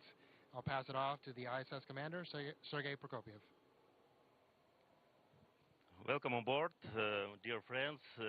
This is very nice to see you here. Expedition 69, so glad to have you here with us on space station, and we looked forward to your arrival here at least 1 month, and watched yesterday your amazing launch, and this is outstanding returning first stage of Falcon 9 on the launch pad. Is so grateful, and congratulations with successful launch and your docking. And as for me, this is a very great honor to work next with Peggy Whitson, so most experienced and decorated astronaut in the U.S. Astronaut Corps. And congratulations, new astronauts, Rihanna, John, Ali, and my congratulations, all of us.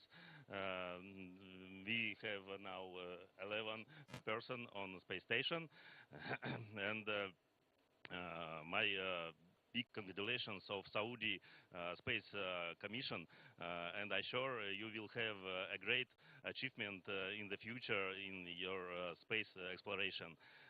Thank you so much, and welcome aboard. Thank you so much, Sergey. Yeah, you left it on. Thank you so much. We really are excited to be here. It was a great launch, a great ride. We had a lot of fun on the way up, and we're really excited to get a lot of work done up here. But it's great for me to come back personally. It does feel like home. You might need some help though for a while. I could help you with some of these things, but it's a lot of fun to be here and to see this place again. It means so much to me, and I think it actually brings people together just by being here. So I wanted you to meet my crew, so I want each of them to talk a little bit about their objectives and why they're here, and maybe a little bit about the ride. It's on. Hi, I'm John Schaffner. Part of the AX2 crew. It's an honor to be here and make new friends in space. First time I've done that for sure. So, I've been dreaming or working toward this since I was 8 in a Young Astronauts Club. Watching Gemini pilots do their thing. So we had cardboard boxes pretending to be Gemini pilots. So you'd think having that much time to prepare, I'd have some better words than this, but. It's having a chance to be here and fly with this amazing new crew, Ollie and Ray, and of course with Peggy Whitson, the awesome Peggy Whitson. And to join Expedition 69 is a fabulous thing for me, for anyone to be able to do. I'm honored. I'd like to thank NASA for creating the opportunity and opening the doors for private and commercial space exploration, and also the ingenuity of SpaceX and Axiom and to develop the next level of space platforms and space access for everyone. I want to say thanks to my lovely wife for those magic words. One day she looked on the news and said, "Look, you can finally go to space." She was right. Thank you for that, Janine. Otherwise, we look forward to some great work for STEM education outreach and some amazing science that we have going on up here, and I hope you guys will follow us. Thank you very much. Thank you, John. This is Ali Al-Karni. If you just allow me to start speaking in Arabic first. بسم الله الرحمن الرحيم. الحمد لله وشكرا. هذه الكلمتين هي اللي تصف شعوري هذه اللحظة. الحمد لله بتيسيره وفضله وصلنا إلى محطة الفضاء الدولية. شكرا لحكامنا بقيادتهم وحكمتهم ونظرتهم في المستقبل وتطور البشرية. شكرا لاهتمامهم بمجال الفضاء. شكرا لأسرتي على الدعم اللامحدود اللي حظيت منهم. شكرا لزوجتي وأهلي جميعا. شكرا لهيئة السعودية للفضاء بتحقيق هذا الحلم للناس، وقريبا إن شاء الله سينضمون لنا الكثير بإذن الله. شكرا لناسا، شكرا أكسيوم وسبيس إكس على هذه الفرصة. كانت تجربة الإقلاع تجربة تاريخية، تجربة سوف تخلد في ذاكرتي إلى الأبد وذاكرة اللي معي. صراحة كان طاقم رحلة مميز جدا، وإحنا هنا الآن من أجل القيام بالتعلمية اللي فيها نفع إن شاء الله بشرية ونعود بنتائج جميلة إن شاء الله. Thank you everybody for the great welcome. It is such an honor and a privilege to be here and meet all of you, as John said, making space friends. So I'm really excited to work alongside with you, all of you, and eager to just share your expertise with me and learn from you. Thank you. Thank you to our King and his Crown Prince for their support and trust in us. Thank you to the Saudi people, because this mission is not just for me and Rihanna. This mission is all Saudi people with ambition and dreams, and also you can dream big, because in our country, with the support we have, you will be able to reach it. Thank you, everybody.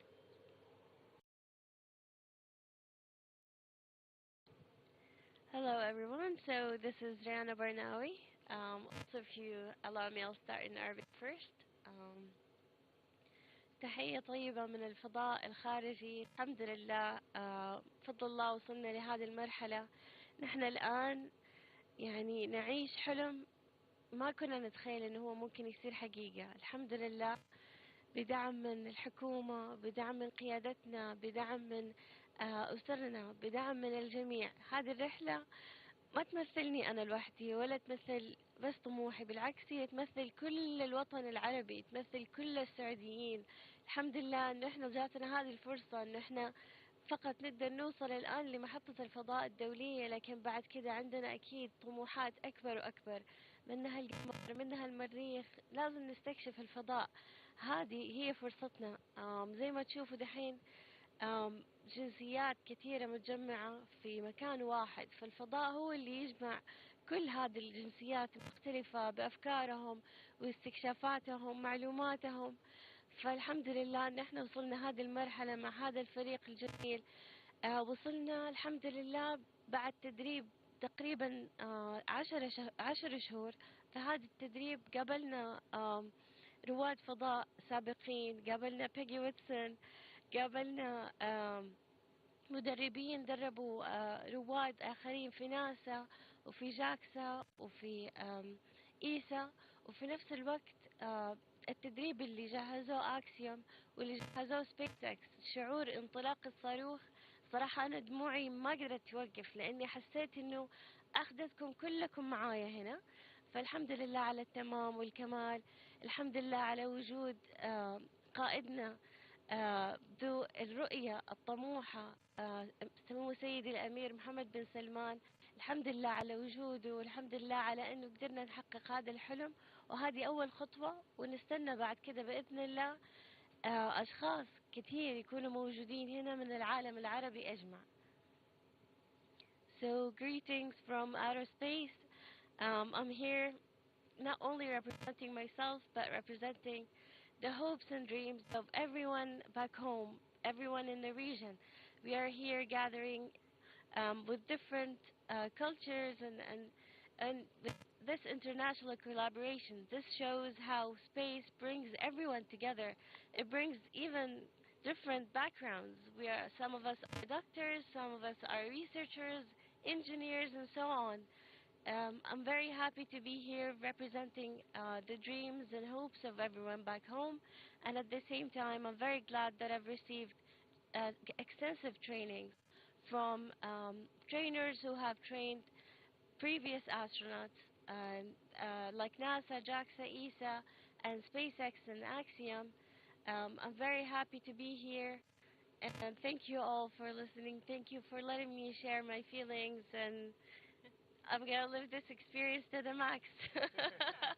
Great. Well, we all are excited for all of the new astronauts here, and we have something special. Ray, would you hold this while I pin John? Oh, wow. Give him his official astronaut pin. John is the 598th astronaut. Wow. I don't think I'm ready for clapping yet.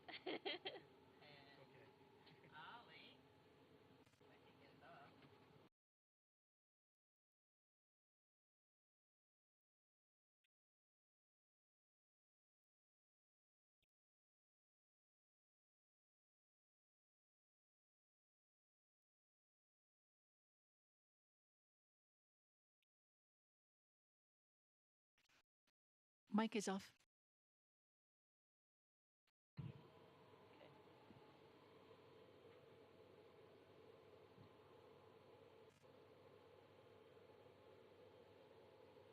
So Ollie is the 599th astronaut. Thank you.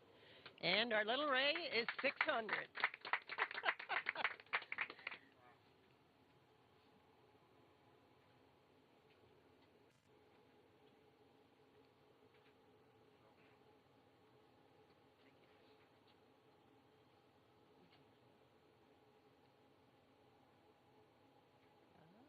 I'm going to stick myself more than anything. Okay, here we go.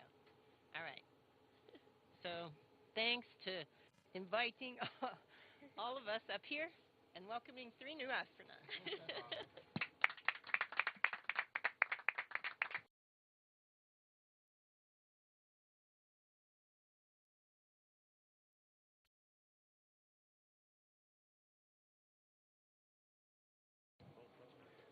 Okay, and that concludes the ceremony. Thank you guys so much. Again, it really feels like the International Space Station up here. This is going to be an awesome week. We're all excited and super happy to have you guys up here.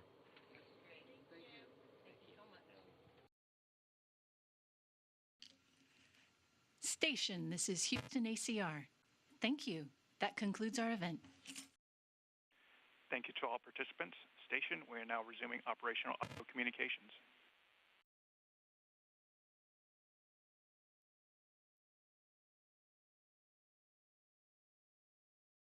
Copies.